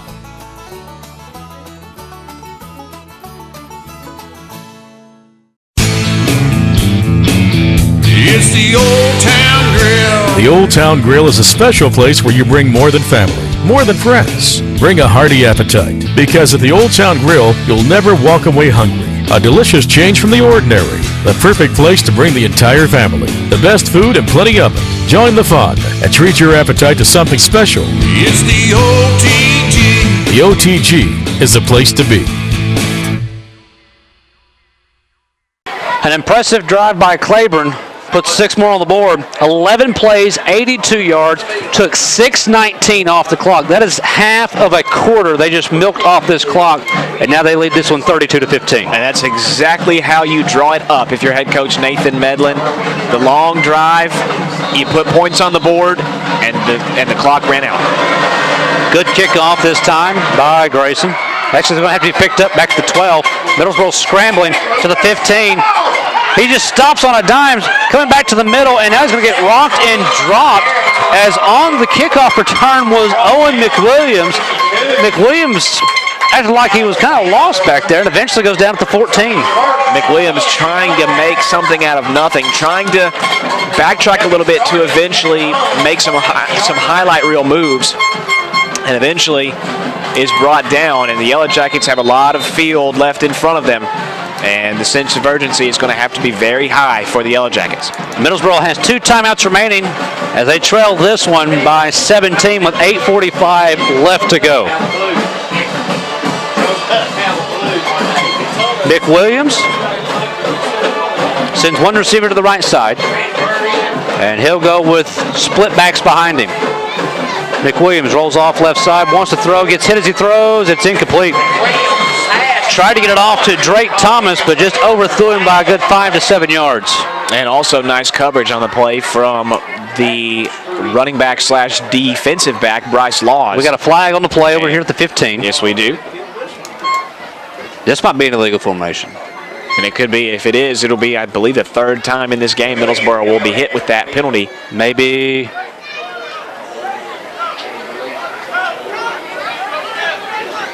Well, the officials are trying to see if the coach wants it. As we have another injured Yellow Jacket down on the field. I believe it was the intended receiver. I think you're right. We have an eligible receiver downfield against Middlesboro. Penalties decline. That'll bring up second down. So ball stays back at the 14-yard line as the injured Yellow Jacket was Thomas. Looks like he's just cramping up. He'll come off, go over to the far sideline. We talked about it Monday about how you're in August still, and you got to be conditioned for these conditions. Yes, you really do. The off-season conditioning really has to play into effect very well in these early contests. So the incompletion will set up second down and 10. 8:39 left to go, fourth quarter. Again, Middlesboro trailing Claiborne 32 to 15. One receiver to the left side. We're going to see McWilliams once again go under the center with split backs behind him. Tight end to the left. McWilliams lost the handle. I think he tried to hand that one off. Middlesboro's going to lose some yards back to the 12. And I believe he eventually did get that handoff away to number 5, Michael Carroll. And that play was going nowhere, and that was an understatement. As Claiborne really sensed the play call from Middlesboro and brought Carroll down for a big loss. They know Middlesboro's going to have to throw the ball, so they're just pinning their ears back. A loss of 2 as we approach 8 minutes left to go. It's going to be third down and 12. One receiver to the left side. McWilliams once again goes under the center with split backs behind him. Taking the snap, pitch out to the left side. And Middlesboro running the football. Claiborne's going to be all over this one as the ball is brought forward to the 16-yard line. I believe that was 24, Riley Gent. And on third down and 12, the Yellow Jackets pitch the ball off to the left side. It's going to be fourth and short. Middlesboro has no choice but to go for it. Fourth down and 8. Actually going to punt it. Fourth down and 8. They're going to punt this one away. They're too deep in their own zone, side of the field right now. I feel like the 16-yard line. Clock is running at 7:17 and counting. Got to watch for the fake here. Claiborne's got one receiver back to the 50-yard line. Good snap. Middlesboro will punt this one away. And Basin calls for the fair catch and takes us the fair catch at the Claiborne 48-yard line. Well, if you're the Bulldogs, your last drive took over 6 minutes. There's 7:04 on the clock right now. You could potentially milk this one away with this drive. And that's what you really want to do if you are Claiborne. Make sure that you pick up some effective yardage so your offense stays on the field and eats away at the clock while you do it. Here's your score. 8 minutes left to go, fourth quarter. It's Union County 6, Cosby nothing. The state's longest active losing streak is in danger of falling. Here's a Kane, came out of first down and 10. 2 receivers left side, 1 to the right. Stone goes under the center, split backs behind him. Stone keeps it himself this time, and he'll bring the ball forward into Middlesboro territory to the 49-yard line for a gain of 3. That's the first time that Eli Stone has carried the ball in quite some time. I can remember earlier in the first quarter, Stone carried the ball really just about more than any other Bulldog offensive player besides maybe Eason. And, of course, that play didn't go for much, but, again, it's exactly what you wanted for the Bulldogs because that clock keeps running. The clock is your best friend at the moment. 6.5 minutes in counting left to go here inside the quarter. And Claiborne with no rush trying to get to that line of scrimmage. They're taking their time. It's going to be second down and 8. 2 receivers to the left side. And Stone goes under the center with split backs behind him. Stone. Busted play. And he's going to take the sack. And he will be given forward progress to about the 46-yard line, so a loss of 5. And as Stone was being wrestled behind the line of scrimmage, thought about maybe going for a desperation pitch at Elijah Beeson, but thought better of it, tucked it in, took the sack, and that's exactly what you want to do. Smart play by the freshman. It is a final. The streak is over. Union County has defeated Cosby 6-0 this evening. How about the Patriots? And kudos to Coach Larry Kerr defeating and breaking that 28-game losing streak. 28-game losing streak after coming up short on Monday against Cumberland Gap. They get it done in week 2. Kudos to the Union County Patriots. Here it is 3rd down and 13. Stone keeps it himself this time. He's to the 50, he's to the 45, he's to the 40. He will get the first down inside the 40 to the 38-yard line. And the good fortunes just keep on coming for Claiborne. On a 3rd down and very long scenario, Stone is able to keep the ball, run it up the middle off of the quarterback draw, and really just get the first down and more. The Bulldog offense stays on the field, and this ball game is really all but won as long as Claiborne can keep this strategy in place. It's a K&K Metal 1st down and 10 for Claiborne now at the Middlesboro 39-yard line as we approach 5 minutes left to go here inside of the 4th quarter. 2 receivers to the right side. I formation now behind Stone as he goes under the center. Stone this time will hand off to the 40, and following her way forward to the 36-yard line is Claiborne. I believe that is Beeson on the carry, and it is. And it was Beeson. I think that may be his first carry of this particular drive. It is. It's the first time anybody but Stone's carried it on anything. Yeah, very true. As with the big 3rd down conversion by Stone a couple of plays ago, that puts Claiborne effectively in Middlesboro territory, as that clock once again just keeps on ticking. I kind of wonder what the celebration is like just down the highway in Maynardville right now. You really would like to be an attendee of that game. 2 receivers to the left side on 2nd down and 7. I formation for Stone. Stone hands off to the fullback, bring the ball forward across the 35 to near the 34-yard line. And I believe that is Neely on the run. They'll give him forward progress to the 34. And with the decent gain there on 2nd down, that puts it at 3rd down and 5. And again, Claiborne just keeps on milking that clock as they converted a 3rd down and long last time out. We'll see if they can convert another 3rd down and stay on the field. Right now for Claiborne, they're moving the ball positively and the clock is running. This drive started with 7 minutes left to go. They've already cut it in half by only running 5 plays. We're at 3:40 and counting. This is 3rd down and 5. 2 receivers to the right side. I formation for Stone. Play clock down to 5. Stone takes a snap. He'll hand off. And I believe this is Beeson giving the ball across the 30, near the 29-yard line. It's going to be near the first down marker as Beeson will get to the 29. And you've got to believe even if they spot it as a 4th down, which I believe that they will, it's going to be 4th down and short. I just go for it if you're the Bulldogs. Yeah. So it'll be 4th down and 1 as we approach 3 minutes now left to go here inside the 4th quarter. Again, Claiborne leading this one 32-15. The Bulldogs with each snap getting closer and closer to their first victory of the season. It's 4th down and 1. Split backs for Stone. Stone goes up the middle, and they're going to bring this one back as the right side of the line jumped early, and that's going to go 5 against Claiborne. And that was a called quarterback sneak play from Stone, and he would have gotten that first down had the false start not happened by the offensive line. And Stone is limping a little bit coming out of that pile. And he's taking a beating this evening. Yeah, he sure has. But he's made up for it by his play, especially near the end of the first half, being able to throw the ball well and making good decisions with the ball. I don't think that Claiborne doesn't have a turnover on the day. Clock is running at 2:36 and counting. Stone comes back onto the field. It'll be 4th down and 6. Claiborne's still going to go for this one at the Middlesboro 35-yard line. Play clock is down to 5. Claiborne may have to spend their 3rd and final timeout right here. Hey, Coach Medlin's going to take it, and that'll give us an opportunity to go to break one more time. 2:20 left to go here inside of the 4th. Our score, it is Claiborne 32. It is Middlesboro 15. We have 2:20 left to go here inside of the fourth quarter. Claiborne leading this one 32-15. As we told you, Union County snaps the state's longest active losing streak tonight with a 6-0 win over Cosby. Kingston has defeated Oliver Springs this evening 49-3. Gatlinburg, Pittman, and Oneida are in overtime, tied at 14. And we'll run through all those scores at the conclusion of our contest this evening.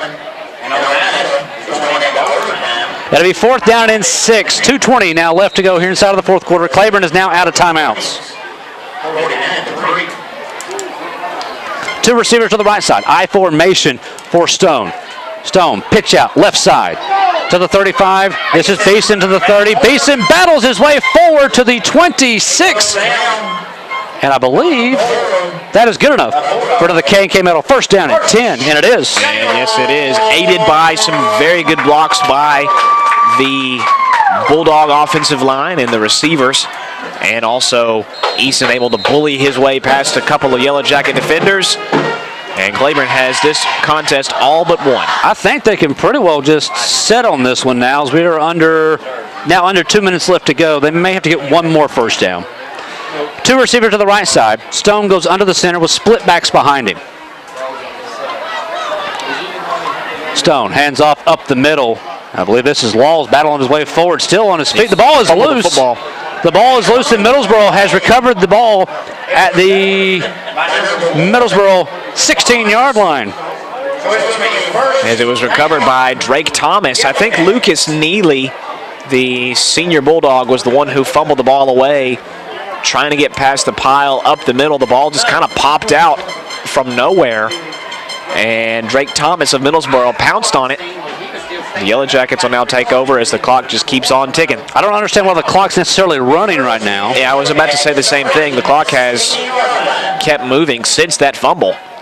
Nevertheless, we're approaching the 1 minute mark. Now it'll stop at 1:08. By my count, they took a full almost 20 seconds off that clock. And Middlesboro will have it with a K&K Metal first down and 10 at their own 16-yard line. They'll send three receivers to the left, one to the right. Again, this is Owen McWilliams under the center with an ace backfield. McWilliams dropping back, looking to pass, and he just got rocked. Big time sack for Claiborne back to the 9-yard line with the hit. I believe it was Neely. So Neely makes up for the fumble. I think it was either Lucas Neely or number 44 Matt Cupp. I think they were both in there on the sack, and McWilliams got rocked. That kind of sums up, that one play sums up this entire second half, as it's been all Claiborne. And Middlesboro just hasn't been able to answer, with the exception of the first play. From then on, it was all downhill. Give Claiborne credit. They have found a way to withstand every time Middlesboro came at them. Under 30 seconds left to go. It'll be second down and long. As McWilliams hands off to the left side, Claiborne's going to have this one wrapped up as the ball. It'll be Gent bringing the ball to the 12-yard line for a gain of 3, and that will do it, as Middlesboro does not have to snap it again. Claiborne coming out the midfield, and Middlesboro going to walk this one off as the clock expires. Claiborne picks up their first win of the season and breaks an 8-game losing streak. Tonight, they defeat their neighbors from the north in the Middlesboro Yellow Jackets by the score of 32-15. Folks, stay tuned. Post-game wrap-up here on the LMU Sports Network right after this. Make K&K Metal Sales your only stop for all your residential and commercial metal building needs. For the past 23 years, K&K Metal Sales has covered the tri-state area with quality custom roofing and siding with many grades, gauges, and colors in stock. If you're looking for complete steel or wood building packages or steel or wood trusses, K&K Metal Sales can help with that, as well as heavy-duty custom carports. Great folks and great prices. Stop by K&K Metal Sales located at 6986 Cumberland Gap Parkway or call 423-869-4261. Yesteryear Country Market is your destination for the finest and freshest foods in the tri-state area. Yesteryear features a variety of groceries, natural foods, and homemade desserts like their mudslide brownie and strawberry pudding. Yesteryear also has baked goods prepared fresh every day, such as their freshly baked breads sold by the loaf, or they can be put on a sandwich from their deli. Yesteryear Country Market, located at 1453 Highway 63 in Cumberland Gap.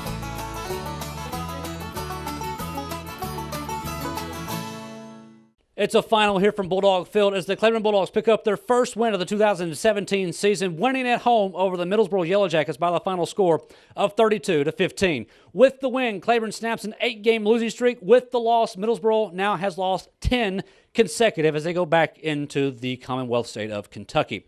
We'll be right back here at Bulldog Field next week as the Claiborne Bulldogs will be playing host to regional opponent in the West Green Buffaloes. For everyone behind the scenes of the LMU Sports Network, we want to thank you for watching, and we'll see you next week.